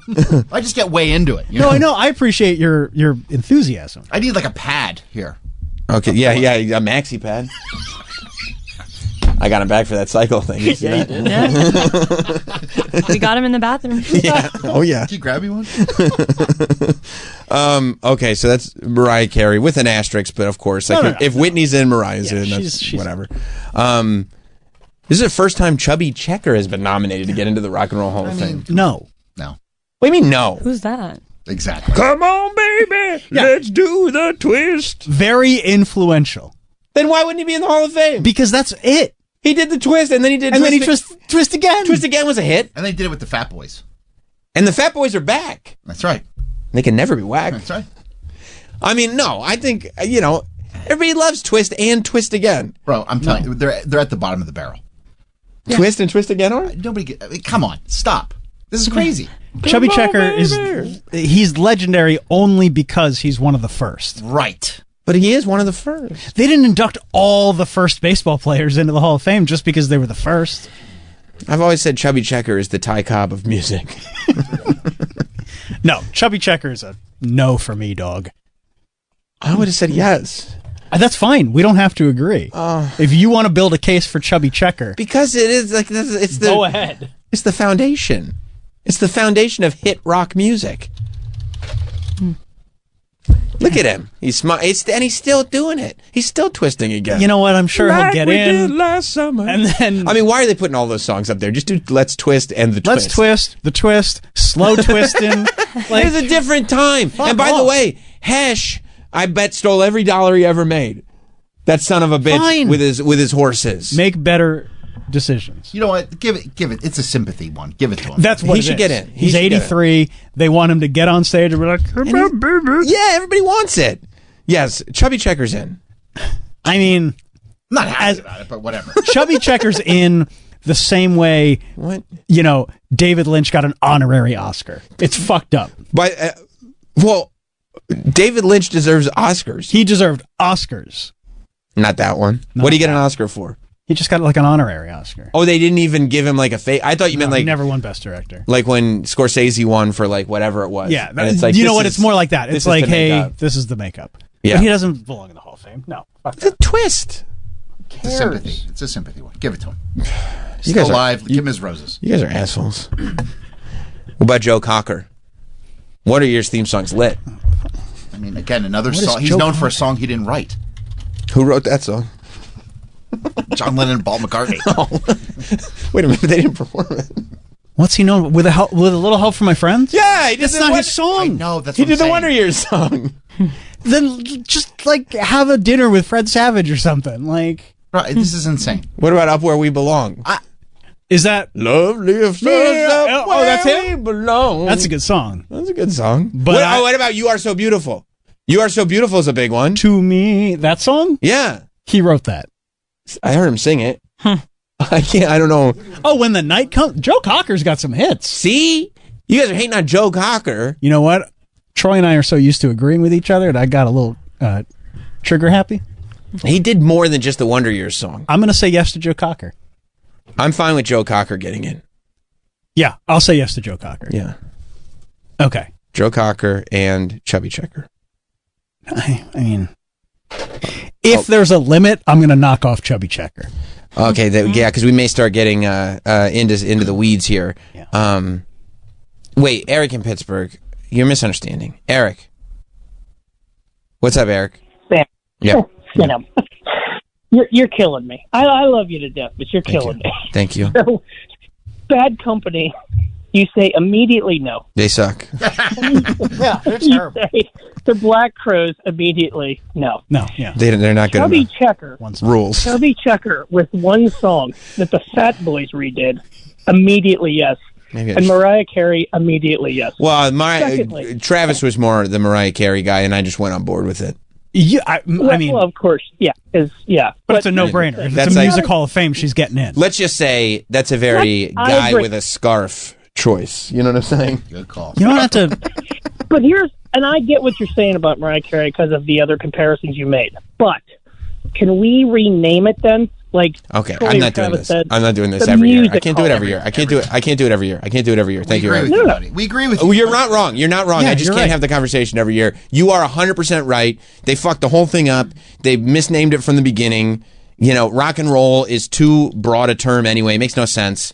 You're right.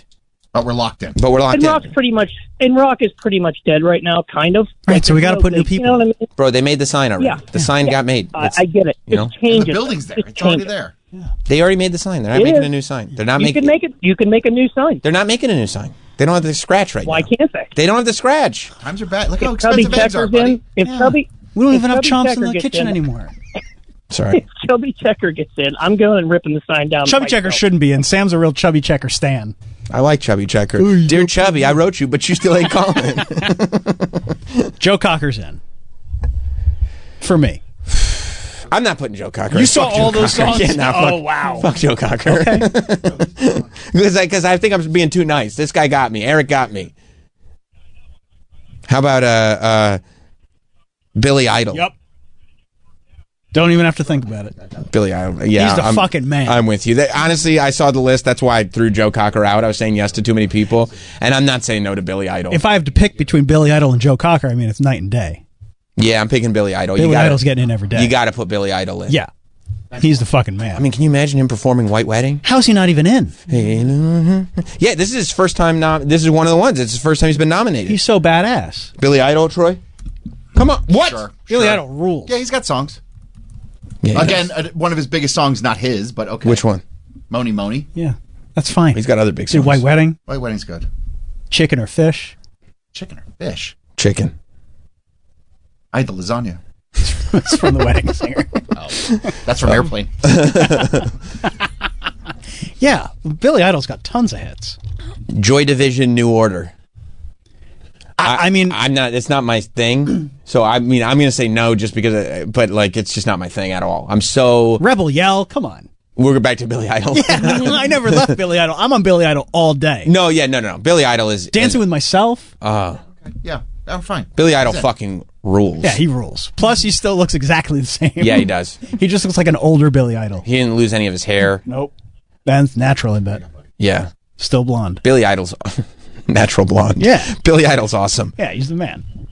Are we into Joy Division at all? I never got into Joy Division or New Order. I'm not a huge I don't go that way as far as music goes. Yeah, right. I will act as their surrogate for their role in the American Psycho soundtrack. Okay, all right. No, that's they're good on American Psycho. Oh yeah, But I do understand that they're very influential and they're important in their genre. Hall of Fame. I'll put them in before fucking Bad Company. Okay. Yeah. Okay. Okay. This one to me. I feel like this entire list was just so like some executive could make a point as to how bad Bad Company is. Yeah, they're just like compare all these bands to Bad Yeah. Company. Cyndi Lauper's on the list. Honestly, I can't believe Cyndi Lauper. And this is not her first time being nominated. I think they're shitheads for not putting her in the first time or however many times she's been on. Cyndi Lauper rules. I won't Yeah. hear anything else. She should be in 3 times. I love Cyndi Lauper. And her music is still good. Time after time fucks. Yeah. No. Time after time. Yes. Say it. What does it do? It fucks. Okay. Yeah. Thank you. Girls Yeah. just want to have fun. True Colors. Oh, True Colors is unbelievable. No. And she as a person is so important. She-bop? Yes. She is a person and she-bop? And she-bop. Yeah. And also... And she bangs. That actually, you're thinking of William Hung. Okay. That was not Cyndi Lauper. Though William Hung one day will make it Like, as well. she doesn't have a lot of songs, but her influence And is it's enough insane. songs. And also, if you watch the We Are the World doc, yes, she fucking belted it out in that room full of people that were like top of the top, and she doesn't get credit for being as good of a singer as she is. And she put Captain Lou Albano in her video. See, I didn't even want to mention that because people would I'll go mention like, it. Thank I'll you. mention it. Thank you. And that was a great video, wasn't it? Video. And I you would put believe it you believe when Captain Lou's waving his finger, you're like, oh, that is Daddy saying that. Yeah, that's him. On WrestleMania 1. I mean, we could go down a road now, but yeah, Cyndi Lauper's in. Mana? What, the thing that The Rock says all the time? Mana. I don't even know who this is. Mana. They were big. Mana? Yeah, they would make people say, mmm. Na. I don't Mexican know. pop rock band No, I don't know one formed song. in 1981. No idea. Yeah, I'm going to say no just based on... Okay. You know what it was? I know what it is. I think I had a music teacher who was Mexican when I was in high school, and she would like tell all the kids about how great Mana was. That's why I think I know them. Mana. Yeah, something like a Mana, I believe. They are big, so. Are they? Well, they have 16.7 million monthly listeners now. Big deal. That's pretty good. That's probably fake. That may be fake info. So sorry, Mana, because we are ignorant. You don't get into the Hall of Fame. Yep. I mean, Oasis is on this list, and it's not their first time on this list. Oasis, It's not their first time? No, they're not first-time nominees, and they're not in. That's dumb. Oasis should be in. Definitely. I can't. I mean, is there any? No. Yeah, Oasis It's needs a to be in. no-brainer. Yeah. Honestly, I think Outkast is a no-brainer too. Yep, sure. I do too. Outkast no-brainer, right? Sure. Yeah. ATLians. Yep. Oh, people are yelling at the radios right now. But that's not rock and roll. Well, then change the. I know you're not wrong. I just can't have the conversation every single time. Yeah. Outkast, definitely. Yes. I'd say Fish. No. No. Fuck. Fish sucks. People love Listen. them. I know, but and they are extremely talented. I guess if you say so. My brother is obsessed with them, so they're constantly rammed down my throat. Right. And it's like, I get it. They're amazing. They really are incredible musicians. They are. They're amazing. And I mean, they sell out MSG like. All right. They could play MSG every single night and sell out every single night. Well, you know what then? Write me a hit. Write me something snappy. Write me something less than 20 minutes. Yeah, give me something like this. Give me something with a hook, a bridge. Come on. Fish. I'm saying Something no, I can play on the just radio. based on probably the exact same thing that Troy is. I'm just so tired of Fish. I can't take it. No, I don't. Yeah, I don't. And I wish I loved them because they play here all the time. It's got to be paradise to live in New York and love Fish. You get to see them all the time. And they do cool stuff at concerts. They'll do really like cool the stuff. Beatles' White Album, start to finish, and it's like, okay, great, like, but I'll put on the Beatles if I want to hear the White Album. Right. So we're saying no to Fish. I'm saying no to Fish. I'm saying no to Fish For sure.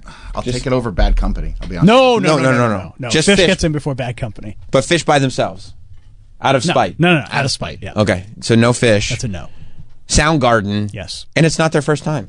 Yeah, I know. They've been on a couple Stupid. times now. Yeah. Soundgarden should get in. Yeah. I wouldn't be surprised if they never got in. Why? I don't think there's enough respect on their name. Put it on then. Just put it on their name. And the fact that Chris Cornell is dead and that they can't continue to show people how awesome they are? awesome they were. Yeah.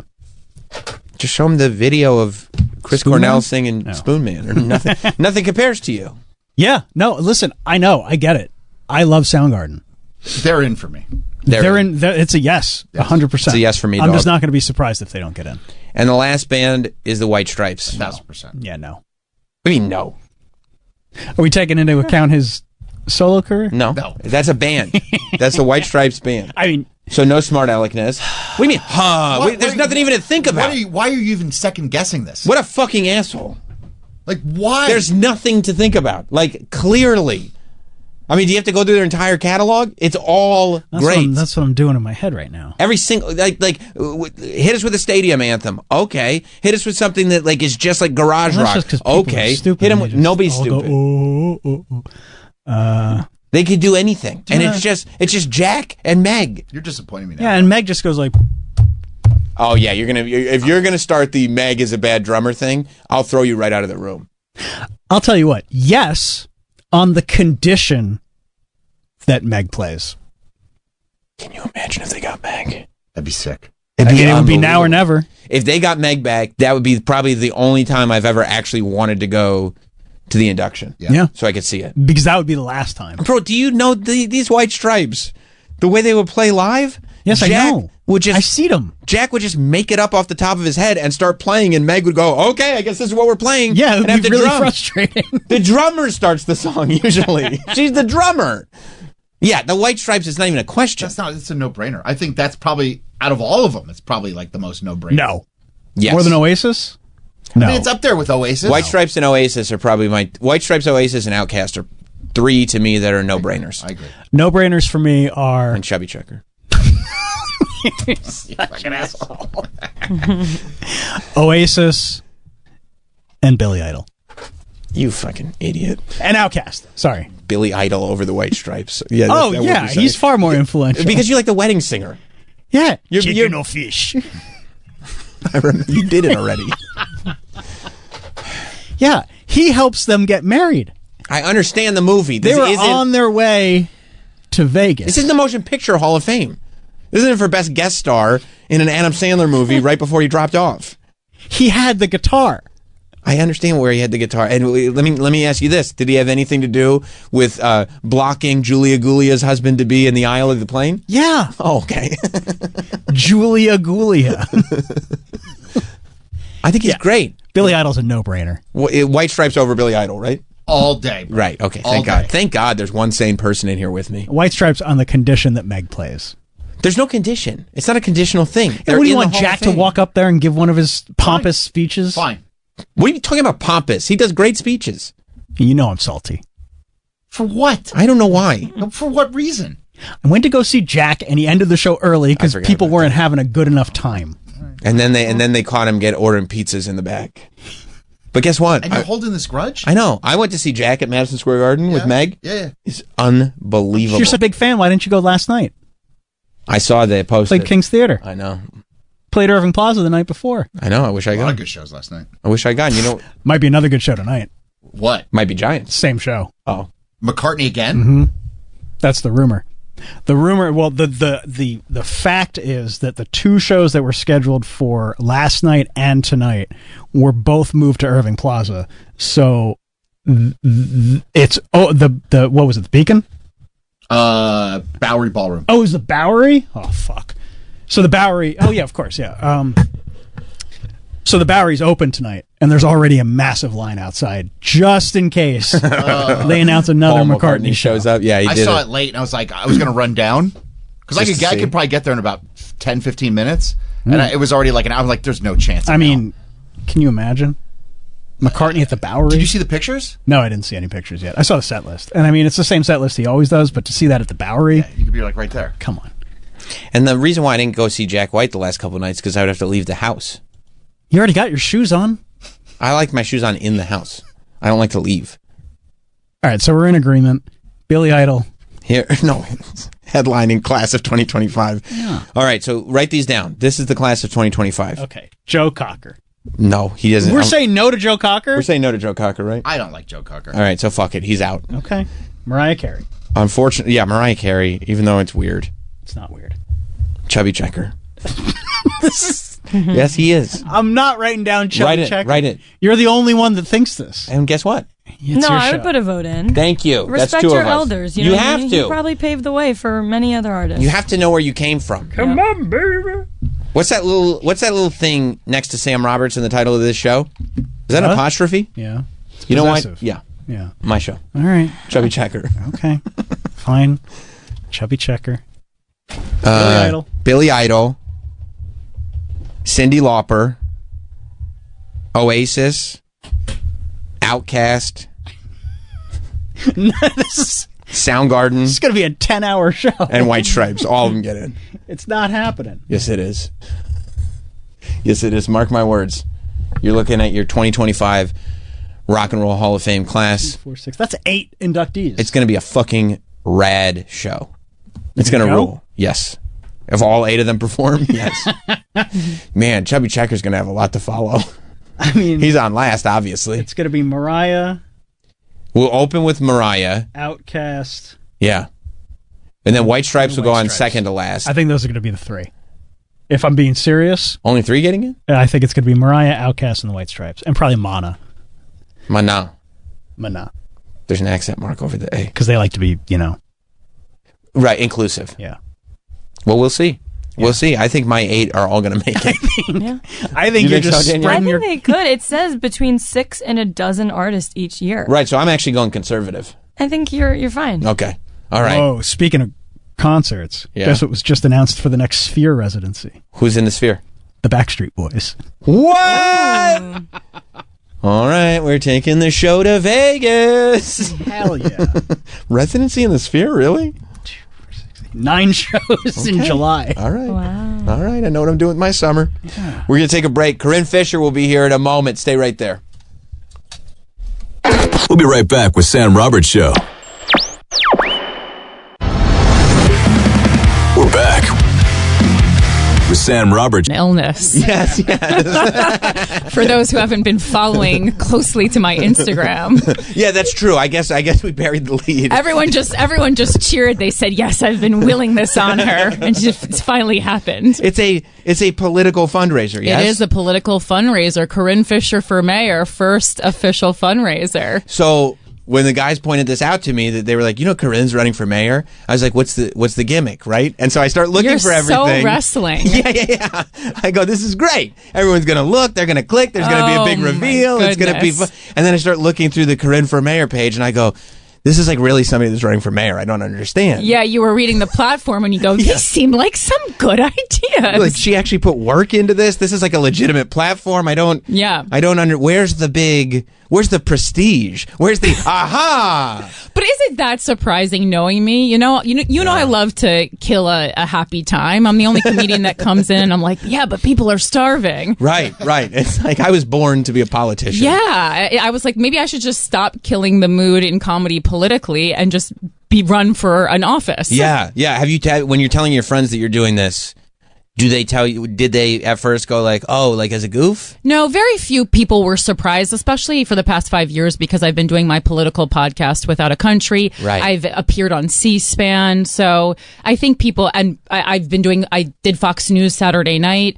even before Jimmy Fallon took over hosting. It was something that I started doing because I feel why vice president, and I said, well, obviously the first female president's going to get assassinated, and I don't need that. That's smart. Yeah, that's really smart. This is how my mind was working when I was 12. That's crazy. So, yeah. That's crazy. Mm-hmm. But so this has always been kind of something. I love that. Plus, I also think that when you're sitting there at 12, yeah, back when we were growing up, like we were still kind of far away. Yeah, Hillary Clinton was like that first sort of powerful female first lady, but the idea of a female president was still, women weren't even running in a way that people were taking them seriously. Mm-hmm. But the idea of being vice president, yeah, if you are the vice president, you can kind of sneak in as the incumbent. Yeah, I go, no one's even going to notice. Right, you're used to me, right? Yeah, I've been here. This is women are sneaky. You're right, guys. So why now did you decide like, yeah, I'm actually going to do this? Because you had a lot. Mm-hmm.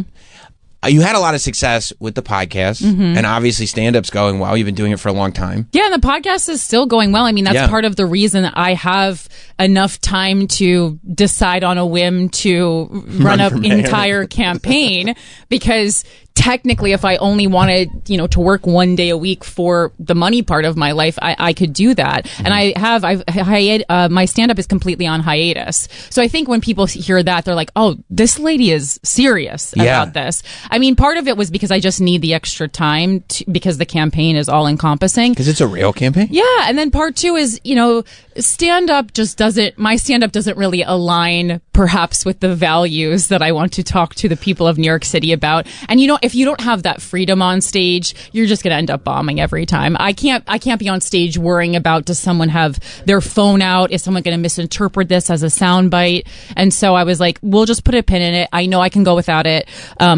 for 4 to 6 months because I've done it for COVID already. I know I won't lose all my skill set. Mm-hmm. Yeah. And so we have fully committed. Do you worry though when you're doing the podcast now that it's like, okay, as we're moving forward here, Mhm. if people at all start to take this as a threat, they are going to start listening to the podcast and Yeah. finding quotes and, Yeah, I think it's like all this stuff has already been out there, and people have already tried to attack me through comedy. So I think I'm probably more prepared than the other candidates to take these attacks. Yeah. Yeah, I mean, and you have been in the public eye Mhm. in a real way for like a long time. Yeah, I've been unliked for a decade and counting, so politics should really be a breeze. That shouldn't be too tough. Yeah. Mm-hmm. And so you like, but you like. Do you like debate as an art form, or do you like arguing, fighting, disagreeing? No, I like debate as an art form, I think. And I'm also truly interested in hearing the arguments of people I disagree with. I'm not someone who's going to go into an argument and be like, no part of me can be swayed. I truly find it interesting to hear the perspective of other people. We've all lived a different life that comes with a bias. Yeah. Do you watch those debates where it's like 30 kids against 30 liberal college students against one like Trump guy, and they're all in the circle around him and they're all going back and forth? Definitely part of my algorithm. Yes. Yeah. I can't. Would you like to be that person in the chair that's just like, come on, I'll take on all of you? Oh, the one person. Person. Would I like it? I don't know if I would like it, but it's something that I would be open to, as long as people were debating fairly. I don't like when people have and people come into comedy shows like this sometimes with just like a gotcha mentality. They're just looking to see you fail or trip you up, and I don't think that's like a positive intention. If you're going and you want to have a conversation about something that you're passionate about, absolutely. Yeah. Convince me why I'm wrong. Right. I think a big thing that politicians need to be better at is saying, you know what? I looked into that more. I've spent more time governing, and I was wrong about that. But we as the people, the constituents, we have to say, okay, we're going to allow people to change their mind. We can't hold people to, a bill they proposed perhaps 20 years ago. Society has changed drastically in that time period. See, it's when you say it sounds intelligent, but then I just go back to like George Bush and John Kerry, when John Kerry was like, I changed my mind on that, and everybody's like, what are you, a flip-flopper? Look at the flip-flopper, everybody. Sure. I mean, I think if you have a history of flip-flopping, especially when it seems like you're trying to win alliances, then that's a problem. Yeah. But if you truly lived 2 decades, society has progressed, you've talked to so many more people in that time period, I think then it's okay to make a change, right? That's more like things, when people were, Hillary Clinton is a good example. Perhaps not because so many people dislike her, but I think she's really put in the work. Her stance on gay marriage perhaps changed a bit, but I mean, that's a societal reflection. Right. There are some things that, like, if you wanted to progress in politics, I think it would have been great if she was bold and just recognized, people should be able to marry each other if they love one another. But I think it would have also hindered her political career immensely. Yeah, it is wild that when Bill Clinton was president, Don't Ask, Don't Tell was kind of like a progressive stance. You know what I mean? And you're like, just keep a huge secret that will weigh you down as you're fighting. Right. And if you tell anybody, we told you not to tell anyone. Yeah. This is your fault now. Yep. When Guys We Fuck starts blowing up, and you and Christina are like kind of everywhere, and you're, one of these early massive podcasts. Yeah. Was there a part of you that's like, I didn't expect this to blow up. I'm watching these politics. I kind of want to get into the political world, but right now or had that not occurred to you? No, I wasn't. I would say I was someone who, in my 20s that's probably a little late, but was getting most of my news from like the AOL welcome page. That's sick.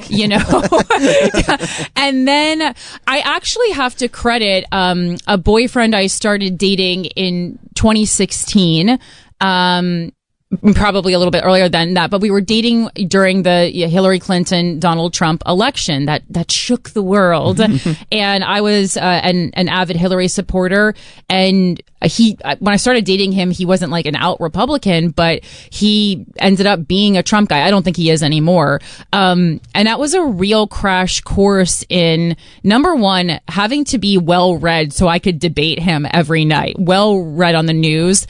And also realizing that this is a person I love, but I really disagree with some of his viewpoints, and is it possible to make this work?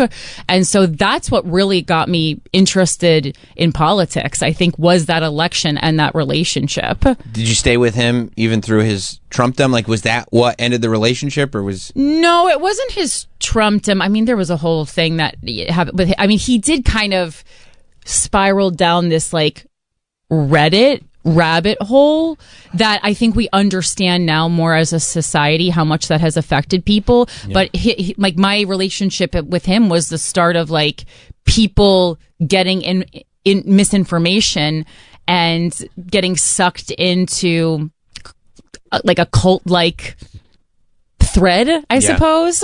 And so that's what ended it. But it wasn't Trump specific. But I mean, I'm sure it was influenced by Donald Trump. Sure. Yeah, that HBO doc that they made about, you know, QAnon and like and kind of almost like non-judgmentally looking at what was happening. I thought the most interesting part was when they were like showing the families that had been like, no, I went down this spiral, and I think the pandemic had a lot to do with it. You know, you being had locked. so much time. Yeah, and you didn't understand like how could this happen? Like somebody, our governor failed sense. us, right? Mm-hmm, absolutely, and I think that's a fair thing to feel. And I do feel like that. You know, we love to toss around, you know, post COVID. These are unprecedented times we're living in. Like, okay, but a government should be prepared for unprecedented times. Right. They will always occur. The fact that we don't have money for the Los Angeles fires, we don't have relief on hand, and people are GoFunding me to build their houses. That's laughable. Yeah. Or water. Yeah. Water would have been clutch. Water would have been clutch. Yeah. Absolutely. That's my platform. I'm like thinking that. of also getting involved. I'd wear a t-shirt that says water would have been clutch. Yeah. So then do you go in, right? Because you're taking this very seriously, obviously, and mayor of New York City is not like it's not mayor of an other place of a small town. And I people who've been mayor of New York City go and run for president. They lose. They get knocked out of presidency real quickly. Right. But it is a big enough platform that they go. You know, De Blasio did it. Giuliani did it. Like regardless of party, they go. Well, I ran New York City. I was, you know, with LA, the most famous mayor that you could possibly be. Next step is president. It's a big place to start, you know, kind of a political career. It is a big place to start, and people have pointed that out. You know, part of my reasoning is that I think women need to take bigger risks. This is not a platform that I'm running on. Hey, I'm a woman, certainly not. But I do think in general, women don't take big risks. The fact that there is only one viable female candidate besides me, and I just announced on January 31st, so my last financial disclosure wouldn't even reflect that. But I think it's 2025, and there's only one viable female candidate running for mayor of New York City. That's a problem in general. Is it true that Stephen Jenkins from Third Eye Blind is in your group of advisors? Yes. How did that happen? Stephen Jenkins is extremely knowledgeable. He does a lot of work for climate change. We've been friends with Stephen through GWF podcast for a while. Him and his band are a fan of the show. They've appeared on the show. And yeah, he's just incredibly smart and also, you know, a lyricist. So he has a magic way with words. And, you know, it's not like he's on every Zoom call, but yeah, right. he's lended his expertise. You can throw stuff by him. Yeah. I mean, and he's very political. I mean, but yeah, he lives in San Francisco, but he's very politically involved there and is doing a lot of work for the environment. So he's a serious guy. It doesn't get exhausting, all the getting politically involved and being like, oh, I got to figure out how to change this, and oh, they're doing this wrong, and I mean, because it's just always something. It does, but I think that's why it's nice to have a platform, because you have 3 to 4 issues that you really get time to hone in on and explore, and that's what you're basically running on. It's not to say that you're going to leave the rest of the elements of the city to go to hell, but you're like, these are the things I'm really going to focus on, and you should, by the end of my 4 years, see visible change in these areas. Are you going to use a Third Eye Blind song like Trump uses YMCA? You know what? I don't know if I'm going to do that. I feel like we should have some kind of an original song, but we're not to the jingle part of the campaign yet. But you know, if you guys, it's been like 12 days. If you guys keep contributing at CorinneFisher.com, yes, you can get to the jingle part of the campaign faster. I mean, and if he's an advisor, you know, maybe knock off the rights fees or whatever. That could be huge. Yeah, I mean, Third Eye Blind is big, and he's been extremely generous with his time and really helpful as well. Yeah, as well as being the guy from Third Eye Blind. Yeah, I appreciate you saying. I like it. Giving him credit for. I mean, it is what he's actually doing. as a millennial. You're like, oh my god, I used to sing your songs. That's right. That I printed off the computer and used to keep in like those pockets in my mom's car. So anytime a top 40 hit came on, I would have all the lyrics. Am I a dork? Yeah, for sure. Yeah, that's so crazy. I've never heard of anybody doing that. I'm organized from a young age. Yeah, I have a passion for this song, so I have properly printed the lyrics, and I will put them. Like usually, you just kind of mumble through the lyrics. No, No, I wanted to get it right. It's car karaoke. Right. Yeah. Right. I've never seen anybody on car James Corden. Get it out. And it's like, I wonder what your mom was thinking. Yeah. As she saw you, like, oh, she's singing in the.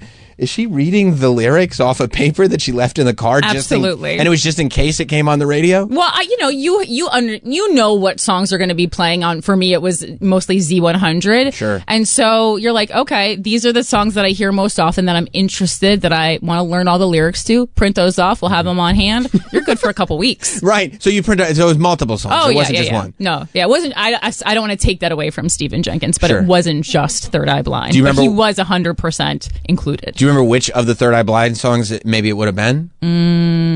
I'm guessing Jumper, maybe. Okay, probably. I almost said No Jumper, and I was like, that's Adam Yeah, that's 22's different. podcast, a much different energy. Adam 22, also an advisor on the He is not associated with the campaign. I do know him, but he is not associated. Okay. Yes. Okay. You know, yeah. Yeah, Jumpers. Yeah, that seems like the right one. Yeah. Yeah, you had like a binder of song lyrics Mhm. that were just waiting for you. Yeah. Just in case something came on. Well, you've been prepared. You're a well-researched, well-prepared human being. Mhm. And I guess that's why. And you did the baseball card shop that you had by me, you kept in business for quite a while. Yeah, and I mean that always I put like a 5-year absolute maximum on that because that was more of a living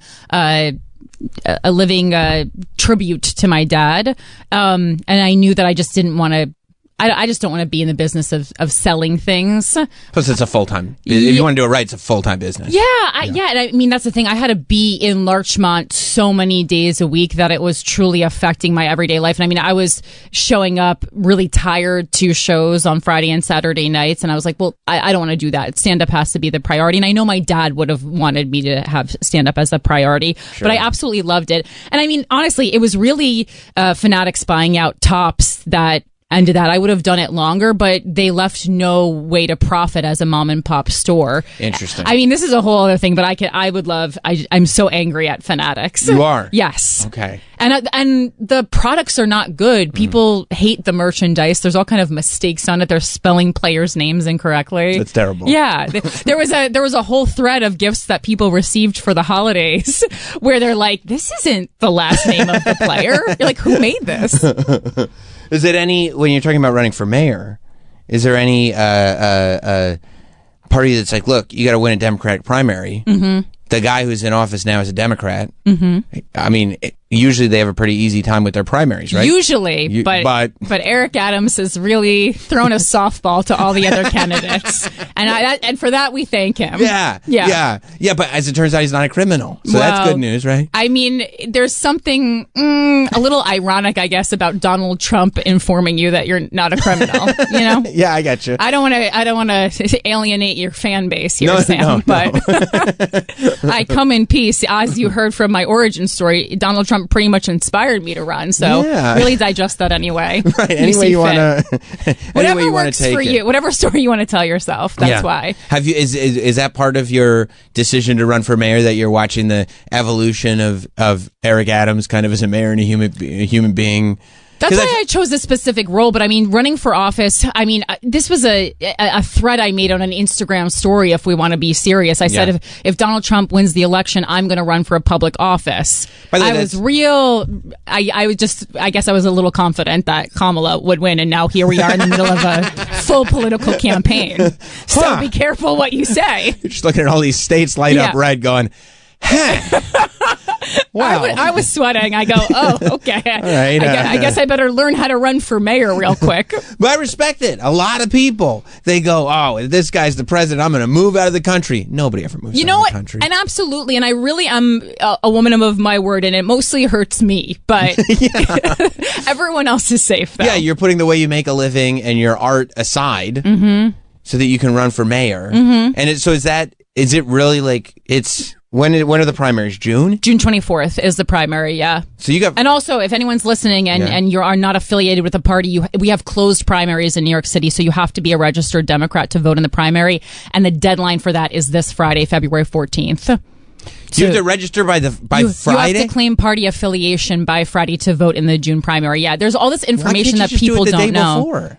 You know what? Great question. Like, and just when real I'm quick. mayor, yeah, June 23rd, you let me know. So you have to, even if you're considering it, if you are thinking that in June, the end of June, you might want to vote in the Democratic primary. Correct. But you're an independent right now. Correct. You have to declare Democrat by this Friday. This Friday. By Valentine's Day. Valentine's Day, yes. Wow. Mm-hmm. That seems real dumb. It does. Yeah, because I think most people who aren't running for mayor aren't even thinking about it Nope. right now. Most people aren't even familiar with the candidates at this point unless No. you're extremely immersed in New York City politics. Yeah. Where do you stand on the Riders Alliance? The Riders Alliance? To the left. Okay.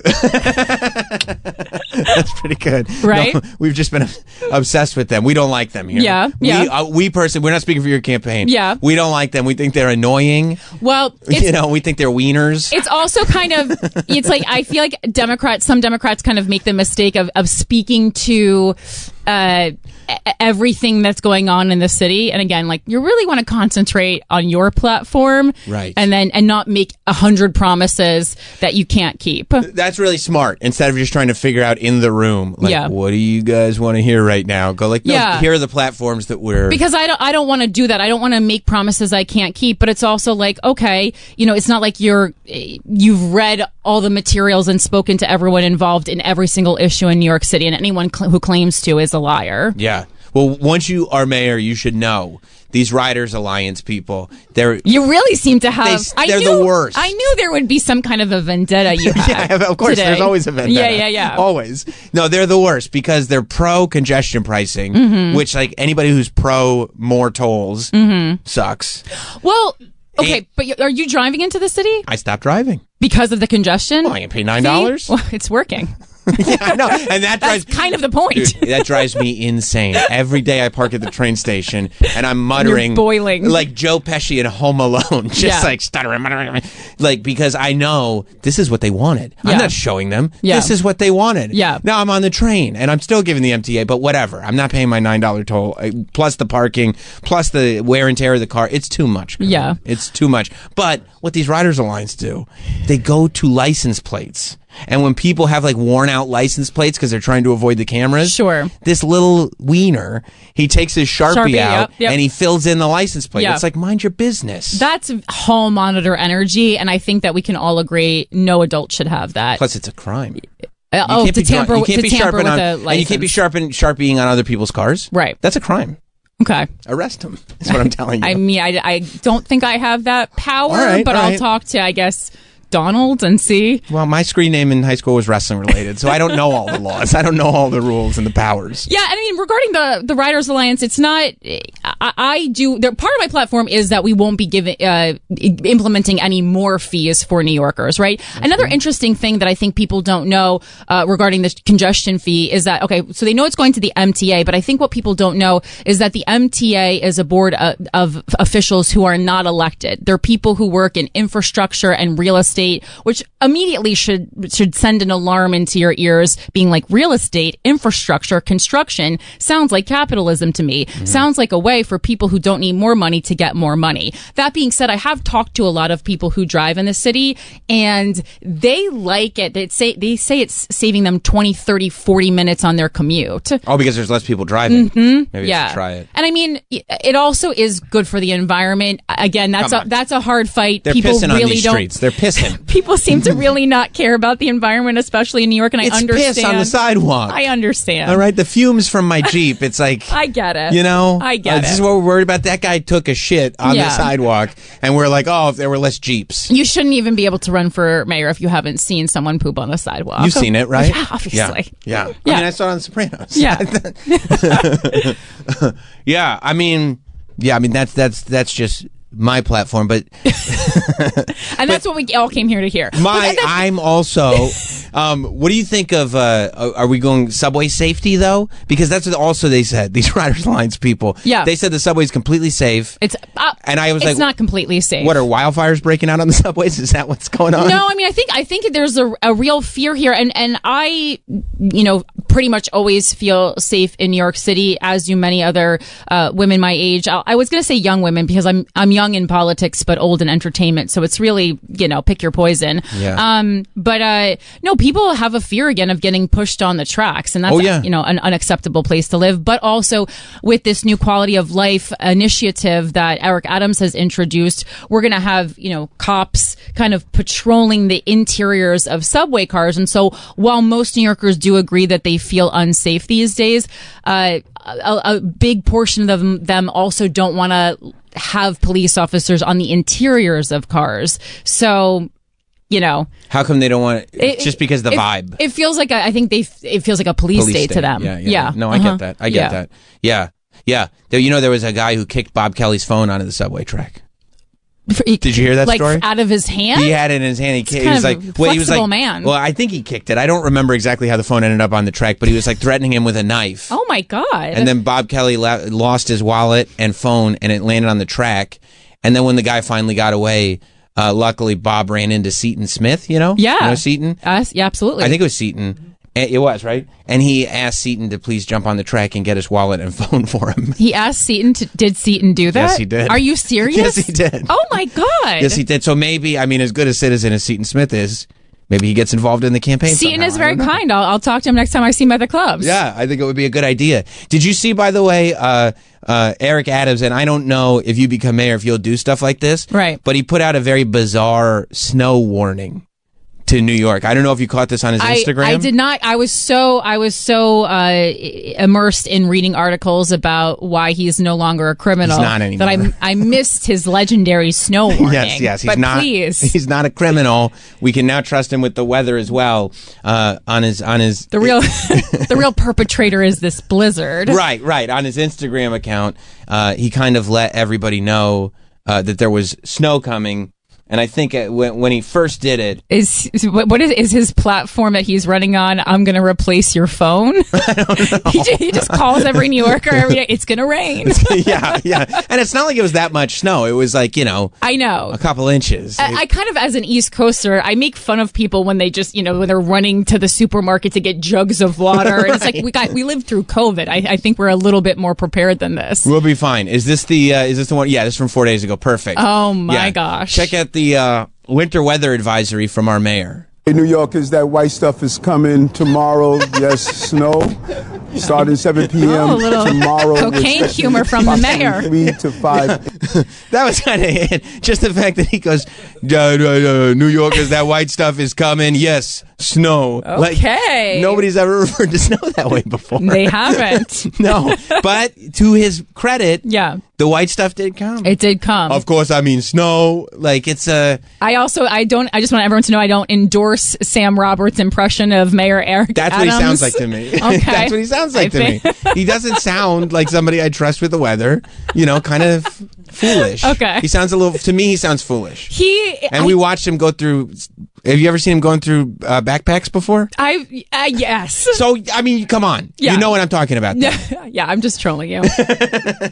No, look, you're a politician now. You got to keep yourself safe. You got to keep yourself protected. Yes.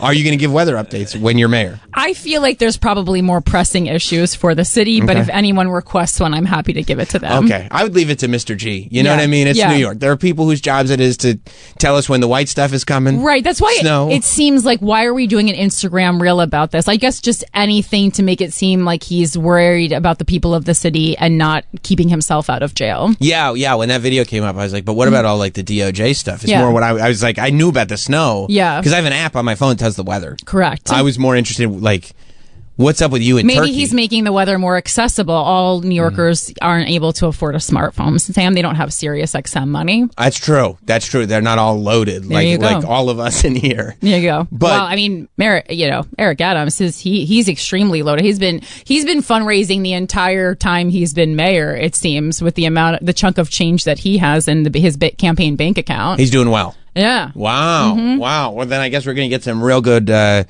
What party? Why would he need all that money to run for re-election? Turkish vacations? Gotcha. God, he loves Turkey, huh? He loves it. That's weird. I have nothing against Turkey, but no, yeah. it seems good. Yeah. It seems good. Yeah. And if anybody from Turkey's listening, when Corinne is mayor, give her a call. Maybe she'll do favors too. I'll fly coach.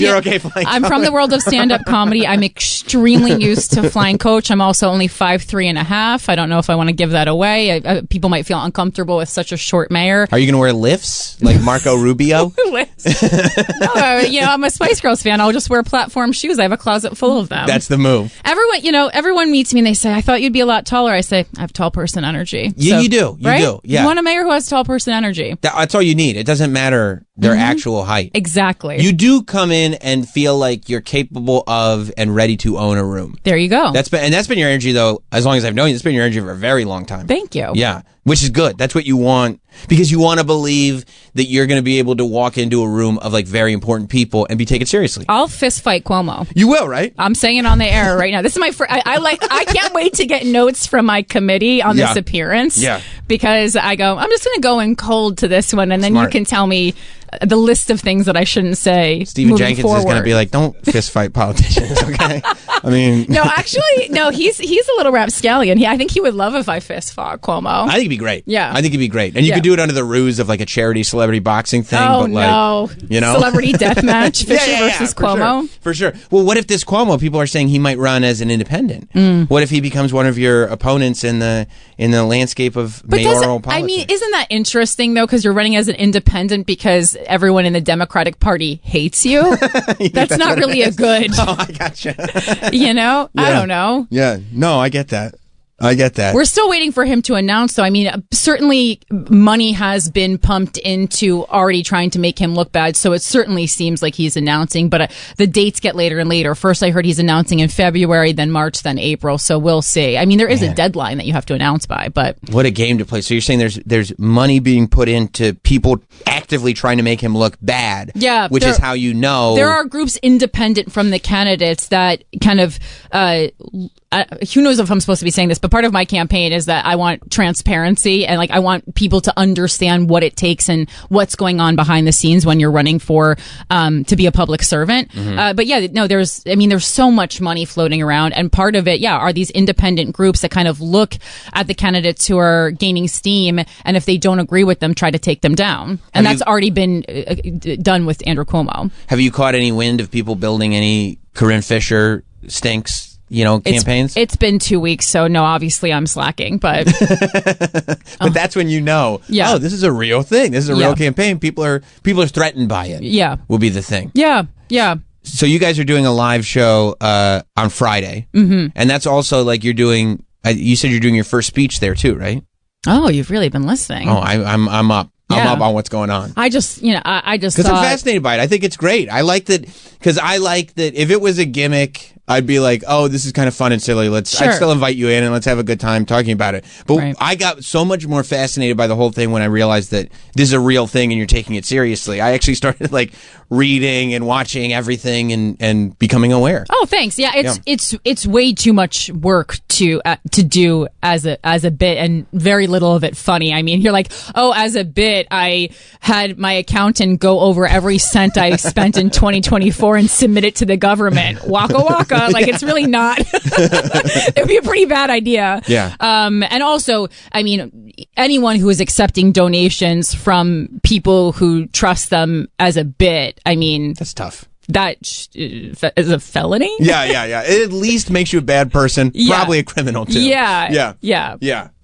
So, but it will be. I will be giving a speech though to get back to your main question. Yes, that's your first Here's a legit mayoral. People have heard me talk about speech. it before in a more casual manner on both my podcasts. We've been verbally, kind of. Doing a verbal documentary, I suppose, but I'm going to give a speech and I'm going to motivate the people of New York Comedy Club East Village. Yeah, are your fans into it, or are they going, this is a step too far? No, Or are they into my it? phone 'Cause they know you. They're really into it. Yeah. No, it's a really loyal group of people, and there was a period of time before I announced my candidacy where I was trying to get.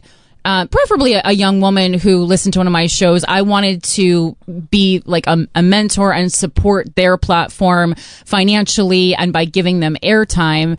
And no one took advantage of the offer. So I guess I said, I guess the candidate is me, you know? Yeah. I just think someone has to do it. We can't just continue to sit back as corrupt people run our government. It's unacceptable. And I think even running shows, as someone with no political background, which I don't think is a negative, I think it's a real big positive.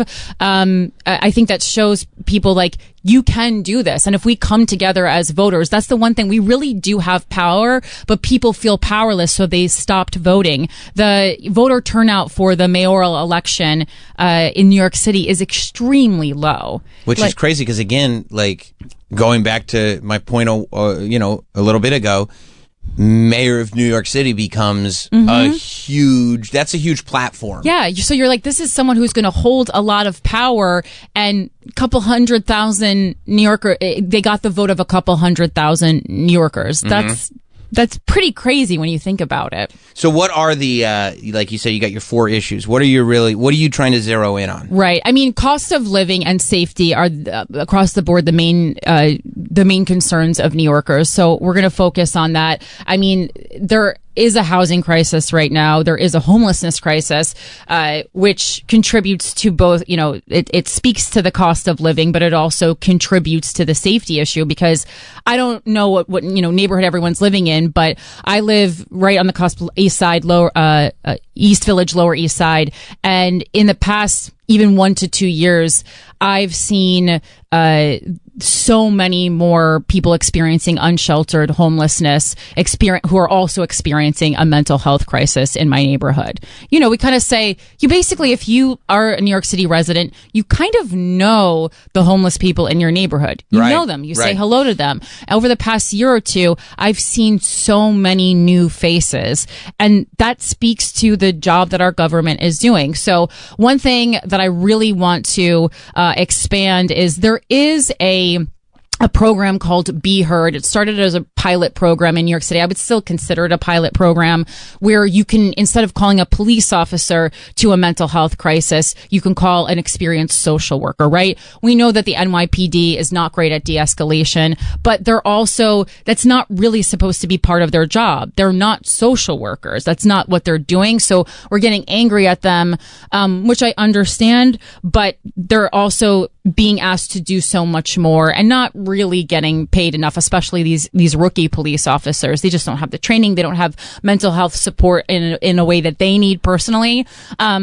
So I think that's one of the first things that we need to tackle, really having a social worker be available on call 24/7, the same way you can call the fire department or the NYPD. So, and I think most New Yorkers does anyone even know about the Be Heard program in here? I've never heard of that. Probably never heard of it. Exactly. Troy, you ever heard of that? You live in the city. Yeah. You never heard of that? No, I haven't. But in theory, it sounds like a good idea, right? Like that you can call a social worker. You can, when you call 911, you can choose. Do I need the fire department? Do I need the police department? Or do I need someone from the Be Heard program? Interesting. But I mean, part of it, yes, is that the city needs to do a better job on letting the people of the city understand the resources that are available to them. Right. And that should be really simple in the digital age that is 2025. But government tends to be really behind in technology. I did the Hope Survey program a couple weeks ago, which is where you go out and by hand actually survey the streets and count the amount of people who are experiencing unsheltered homelessness. And again, that's something that has been going on for 20 years. I don't think most New Yorkers know about that unless they're really involved in nonprofit or work for the city. Yeah.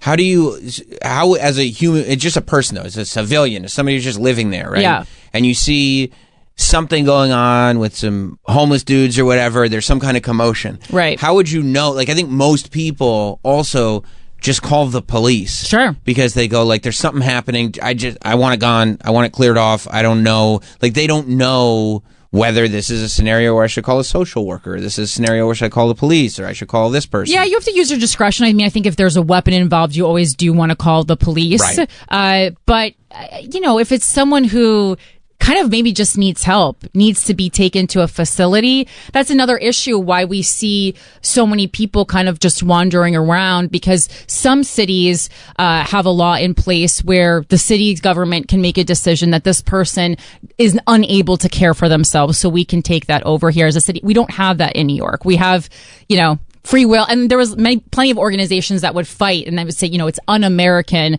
to make the decision for someone whether or not they can take care of themselves.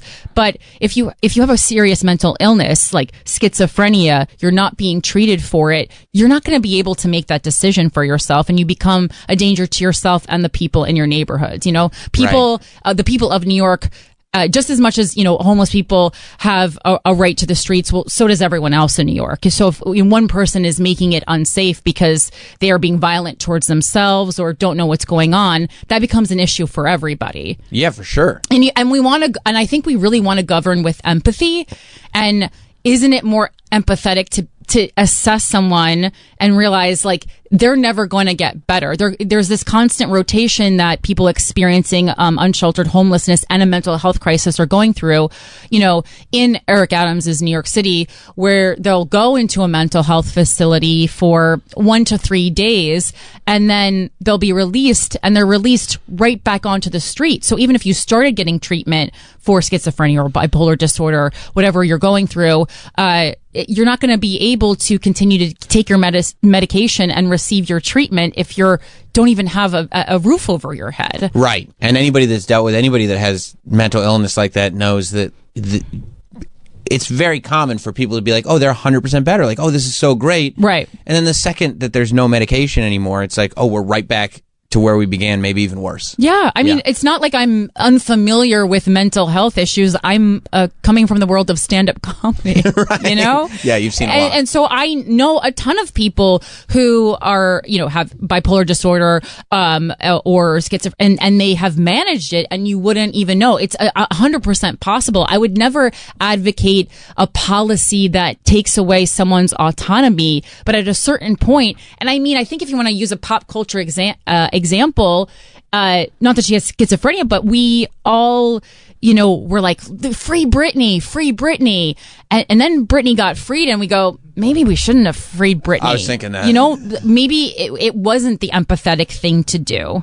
Yeah. It's a little more complicated. Like, I think sometimes, like, you try to have empathy, but sometimes instead of meeting a person where they're at, you're like, well, what if that was happening to me? Yeah. What if I didn't have free will? What if I didn't have access to my money? What if I didn't? And it's like, but it's not happening to you. Yeah. It's happening to this person. Put yourself in that person's shoes. And what is actually safer? Yeah. And I mean, and yes, I think two things can be true in that scenario. It's like, I'm sure her family was trying to take money from her and take advantage of her financially, but I think that she also needed help. Yeah, that's where it gets complicated, right? The bad actors that are in the situation is not to say that the situation shouldn't be happening, but the bad actors, like Wendy Williams is the one now that is like doing interviews and stuff and going like, but also the footage that I see of Wendy Williams, I go, there is something wrong here. There is something off. There is something, because, I was such a Wendy Williams fan, and like clearly this is me too, right? And my gosh, I begged my former boss to go represent an author that was doing her show. I mean, complete side note, but yeah,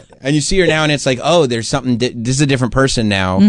That said, I believe that there are bad actors around her as well. Yeah. Right? And I mean, I just think the strain of also being famous, like the way Wendy Williams and certainly Britney Spears is, I mean, that weighs on us mentally. And we just really haven't gotten there as a society because we're too hung up on they have so much and I have nothing, right. Which again, I completely understand. But they also have zero anonymity. So I think there is a salary that should be paid when none of your time is your time anymore. It belongs to all of us. Right. And we do feel like this freedom to take it. Mm-hmm. You know Absolutely. what I mean? And I can sit on this radio show and go, well, if they're a public figure, I could just, announce my opinion about anybody consequence free. Sure. And then that brings up a larger question. Well, what is the deserved salary for someone who is working 24 hours a day? So their face makes it so that they're always working when they're out in public. Right. Unless they're like Michael and they get the, disguise or whatever. Right.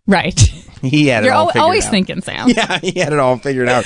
Well, if people are interested in everything that Corinne is doing, you can just go to CorinneFisher.com, right? Yeah, CorinneFisher.com. You can donate, you can volunteer. And I do want to make this known to specifically New York City residents. We have a really interesting and generous matching funds program here in New York City. So if you're a New York City resident, your funds can be matched 8-to-1 up to $250. This is once I hit a threshold. The government gives us money. They don't just give it to any candidate. So don't worry. You have to have at least 1,000 singular donations from New York City residents and hit a matchable threshold of $250,000. That being said, all donations matter and I appreciate them so much. But if you're listening and you're a New York City resident, even $10 would make a world of difference to my campaign.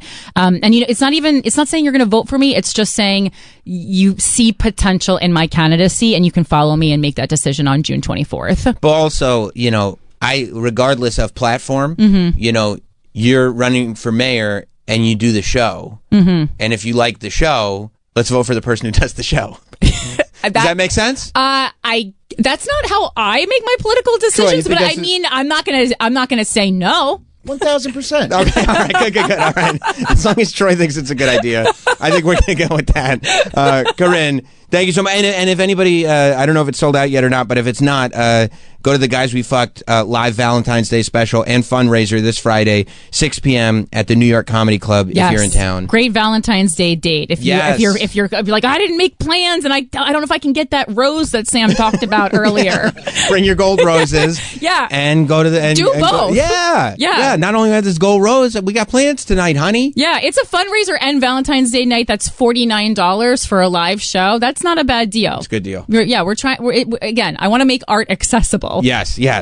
Well, you've done it, Corinne. We appreciate it. Thank you so much. I really appreciate you having me on. First piece of press. Will it bring the entire campaign down? We did it. Let's see. I don't know. We'll see. We'll find out. We'll see you guys tomorrow.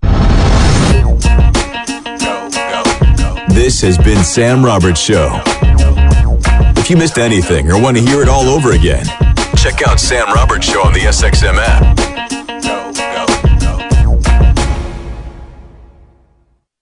Greetings and citations. Fine. Now, all right. We got to take care of this because this is getting insane. For better or for worse, right? That's what I said. I said, I don't want to do it. Where's my Milky? I need my Milky. And then she leaves the room. I start crying and crying and crying. It's terrible. And then these babies trick you because they'll go to sleep. You go like, okay, I figured it out. You don't realize that sleep training, it goes in phases. So you go like, okay, we sleep trained. So the baby is asleep at like whatever, 8:30. So that first phase is like, good. All right, we're finished. But then 2 o'clock, 3 o'clock in the morning, the baby's like, oh, we're all done now. We're going to stay up, I guess, all night. And just cry and cry and cry. Ugh. This is what babies do, though. He's 1 now, so he's decided now is officially the time to become a terror. It's just enough, like they're still cute. He's still a cute baby, but Has he been sleeping fine? He did. They regress, He was sleeping fine for a while, and then he was like, being a little bit difficult, and now he's a terror. He's an absolute terror because at 1, they still look like babies, and they're still waddling around, you know what I mean, and acting like babies, except you can see it in their eyes. They're old enough that they know, oh, if I want something, I can be manipulative. Like, watch out, I'm about to become human. Right. I'm becoming human. Yep.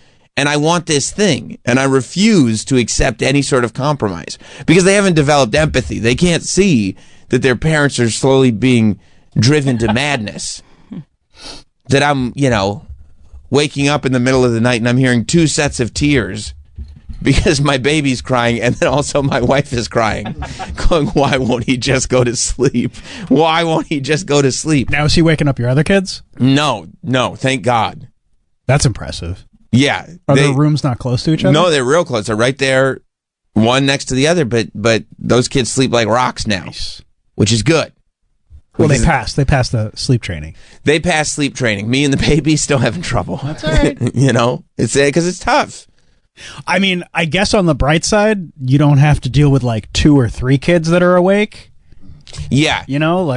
Yes, it's and it was more difficult when our middle child, the two older kids are only 2 years apart. Mm-hmm. So like when our middle child was 1 and kind of going through it, her older brother was only 3. So he's still not really, out of the woods yet. You know what I'm saying? So you are still dealing with two kind of people in a baby state. 3 years old is still kind of baby. Sure, You still need to. Now it's like one's about to be 8, one's about to be 5. So they're kids. Yeah. But this baby is like, oh, don't worry. I got the energy of 15 babies. I'm going to be up all night. And then at 5 a.m., it's like, okay, I'm ready to settle down and go to sleep. I think I'm good for like 8 hours. What are you guys doing? Yeah, I'm gonna pack it in. You don't have anything going on, right? I'm gonna go. Dark outside. I see. I'm gonna pack it in. It'll be dark for another 45 minutes or so. I'm gonna pack it in, and then probably wake up around 7:30, just looking cute, as if nothing happened, as if there wasn't just a hellacious night. And then you live your day as if you weren't tortured all night long. You just live your day like it's like, oh, white picket fences, everything's great. You talking about you or the baby? Everybody, the family. Well, yeah, because you can't stay mad. No, the family just exists, and then because people will come over, or you'll see people, and you can't live in this state. Plus, don't forget the older kids. The older kids then wake up. They didn't experience a hellacious night of torture, and as parents, you can't go. They're too young to know you're human. You can't be a human being yet. They don't know you're human? No. They think we're more human than human. You know, and because you got to be that way. I didn't know we were training them the white zombie way. How else would you train a kid? No, you're right. Yeah. And then I go, oh, summertime, you know what that means? And they go, black sunshine. I go, yeah. But yeah, you can't, like, you still have to be there for the other two kids. Right. 100%. And also not go, hey, I can't do this. Because even at 8, they're not going to understand or appreciate, I can't do this for you because the baby has me exhausted. Like, that's not cool at all. See, that's why we only did one. Also, you couldn't get it up anymore. No. That's not it was the impotence. I thought that's what you had said. No, I said we got the perfect one right here. Oh, I misunderstood. Stop while you're ahead. Don't ask any other questions. I misunderstood. I forgot about the no follow-ups. Yeah, because, I mean, whether you want to or not, or your wife, you still got to wake up. You still got to take your other kids to preschool or school, kindergarten, second grade. Like, life still goes on. You're making Valentines. You're doing everything. But the silver lining of the whole thing, and we know this now from experience, is the human brain, especially when it comes to reproducing, is such an odd thing. Because as a species, you're supposed to reproduce. So I'm convinced that evolutionarily, we're preconditioned to have these little things that our bodies and brains naturally do. By the time the baby is sleep trained, we will forget any of this ever happened. Of course. Because when we had the third kid, there was no recollection of, oh yeah, don't forget, it gets completely hellacious. Don't forget, it gets torturous. You don't remember any of it. No, you're just like, hey, I think I want another one of those. Exactly. You go, remember how cute they are. It wasn't that hard, right? No, I don't remember. Oh, they were adorable. Look at these pictures. That's what you do. You go, look at these pictures. We wouldn't have taken pictures if it was bad. We're all so happy. We're all so happy. And we got this cute baby. Because we forgot Tommy Lee Jones came over with the Men in Black stick and just zapped any of this part out of it. And a year from now, I guarantee, if you ask me, you go, remember how bad that was? I'll go, I think it was fine. Yeah, that didn't happen. I think that was totally fine. Everybody goes through it. I actually think it was no problem. I said that on the air? Yeah, I don't think so. No, because you said there were two sets of crying people. You said there was a baby and a wife that were all just crying, and I don't think so. I don't think that happened. Yeah, that's rough. So you just kind of got to white knuckle it and wait until your body naturally flushes it out of your memory. Yeah. And it goes quick. Once it's done, it's done. It'll just and be done, and you'll be okay again. But right now, no, it's in the thick of it. Right now, you're a tired boy. Well, yeah. I mean, it doesn't help having multiple jobs. No, I know. Doing it all at once, but it's good. It's a good thing. Is it? You brought it all on yourself. It's great. Well, I can't help. No, you know who did it? Kenneth Babyface Edmonds. I blame Babyface on this one. Yeah, but things are great. Things are good. That sounds convincing.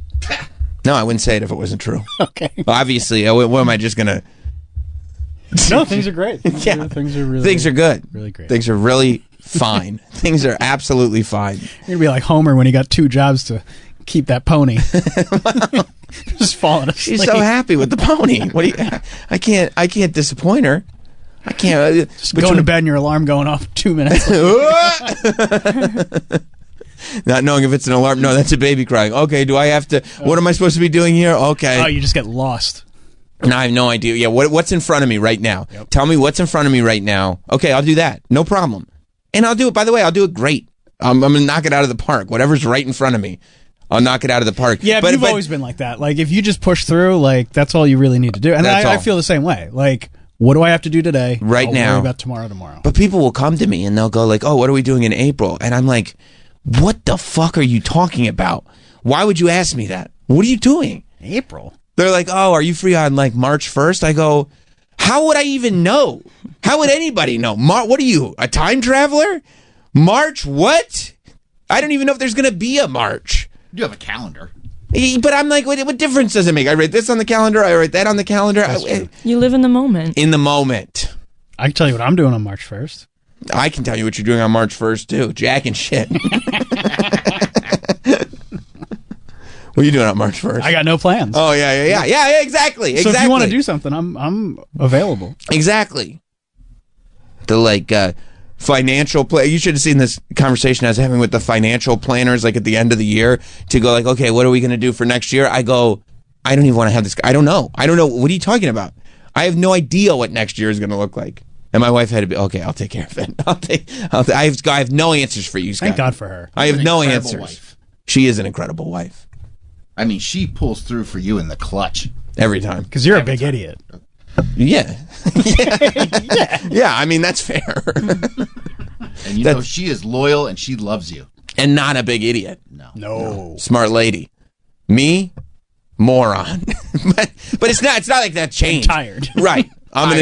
He's just an exhausted idiot. But it's always been that way, right? It's not like there was ever a time where it's like, what? When did you become this exhausted buffoon?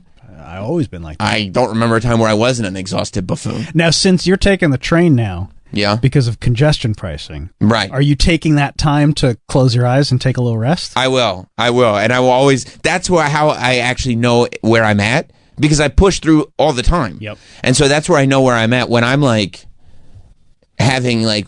When I enter into a dream state on the train, yep. That's where I know it's like, okay, all right, we're pushing it. There are a few times here and there where I'll fall asleep, like sitting on the ferry. Right. And when I wake up, I'm like, oh, I'm that tired. Right. Like I specifically don't have coffee before I get on the train because I don't want to get jacked up. Same. Before the commute. I'll get jacked up when I get to work. But yeah, I'll go like, I mean, the perfect state is like almost like the state of relaxation. Just kind of closing your eyes. Right. It's almost like a meditative. Oh, yeah, she's on. Yeah. Yeah, she's on. Talking about video games and whatnot, sundresses. Yeah. But then other times, like when time starts to disappear, and it's like, what? Harlem 125th? I thought, okay. That's when you know it's like, okay. All right. Good thing it's we're getting towards the end of the week. Yeah. Because then we'll refresh over the weekend. We're good as new. We're going to be fine. Everything's going to be okay. Just get to that Friday Dunkin' Donuts table for one. That's what, honestly, honest to God, if they came to me and said, we need you 5 days a week, I go, I can't. Like, I've conditioned my body to function in a way where as long as I get that dine-in experience on Friday morning at Dunkin' Donuts, everything gets reset and everything's okay. I wish I could. I have a standing reservation. I have a standing reservation at multiple Dunkins in case I want to switch it up. But I need to get to my table and have a sit. And I know, my wife knows. I'm going to drive the kids to school. I'll be back in like an hour and a half or something like that. It's a long time at a Dunkin'. Well, I gotta assess. I got to get everything in order. No, I get it. And I get it. You just want that silence. Yeah. You want to sit, and just not have to do anything or think about anything. And I'm not. And that's why I'm ordering on the app in the restaurant. I'm not talking to anybody. We've done all the talking. That's it. And it's my favorite time of the week. That's their favorite time of the week. It's so good, I get dude. it, dude. It's so nice. I mean, I get it. It's so nice. I'm up before anybody else in my house. I get like 3 hours to do whatever I want in the living room. And sometimes it's just sit, right? Sometimes it's sit. A lot of times it's get work done. Sure. You know, sometimes. Because you can knock it all out undisturbed. Everything undisturbed. Focused, and you can move at your own pace. Yep. Yes, it's the best. Yeah. And people are constantly asking things from you. You're constantly needed to do things. So that time you get... And he's constantly saying yes to shit he shouldn't be saying yes 100%. Like I said, he brings it all on himself. Wow, there's no reason to attack. No, we're just laying it. We're constructive criticism. Yeah, we're laying it out. But I'm sorry, I'm a wonderful guy. You are a wonderful guy. You do. You pop up on some things, and I'm like, "What are you doing? Take the day off. You gotta have better time management skills." Okay. Well, yeah. Sometimes it'll be like in the moment. I'll go like, "Yeah, I'll do that," and then once it comes, it's like, "Why am I?" Go back into the city, and you know it's a waste of time. Yeah. There are times where it's wasted, and I don't like waste. No. I don't even take my shoes off when I get home. I That's know. how much I don't like you never time. know when you're going right back. You gotta turn right back around. That's right. That is true. That's a lot of times. Nope. Got to catch another train. Got to be right back. There's times you come back into the city. I'm like, what the fuck are you doing? Rocking and rolling. You know. Oh, it's exhausting. But then I get my dine in.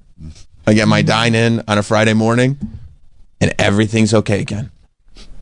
Everything's fine. Bacon, egg, and cheese. That's right. That's right. And they're not upcharging me. You know, I saw that there are wars going on. You know, we were talking about last week how the Waffle House, which was very distressing, was putting a 50-cent tax on every egg that they sold. And this is what you're talking about was very distressing because people go to Waffle House, and, you know, this is where you go to order, like, a ton of waffles. A ton of eggs, like to just get the protein up. And now it's 50 cents per egg. You actually have to pay attention to how many eggs you're going through. I did see, and this is like a war move, that Cracker Barrel said, hey, guess what? We're not taxing eggs at all. They're trying to get all the Waffle House Good people. for them. Oh, yeah. Cracker Barrel already wins that war, but like... Well, yeah, I mean, look. Dude. That's a tough one.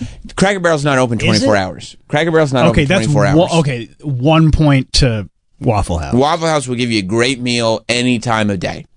But Cracker Barrel... Are you going to tell me if there's one right next to the other, you're not walking into Cracker Barrel? Yeah, dude. You're not walking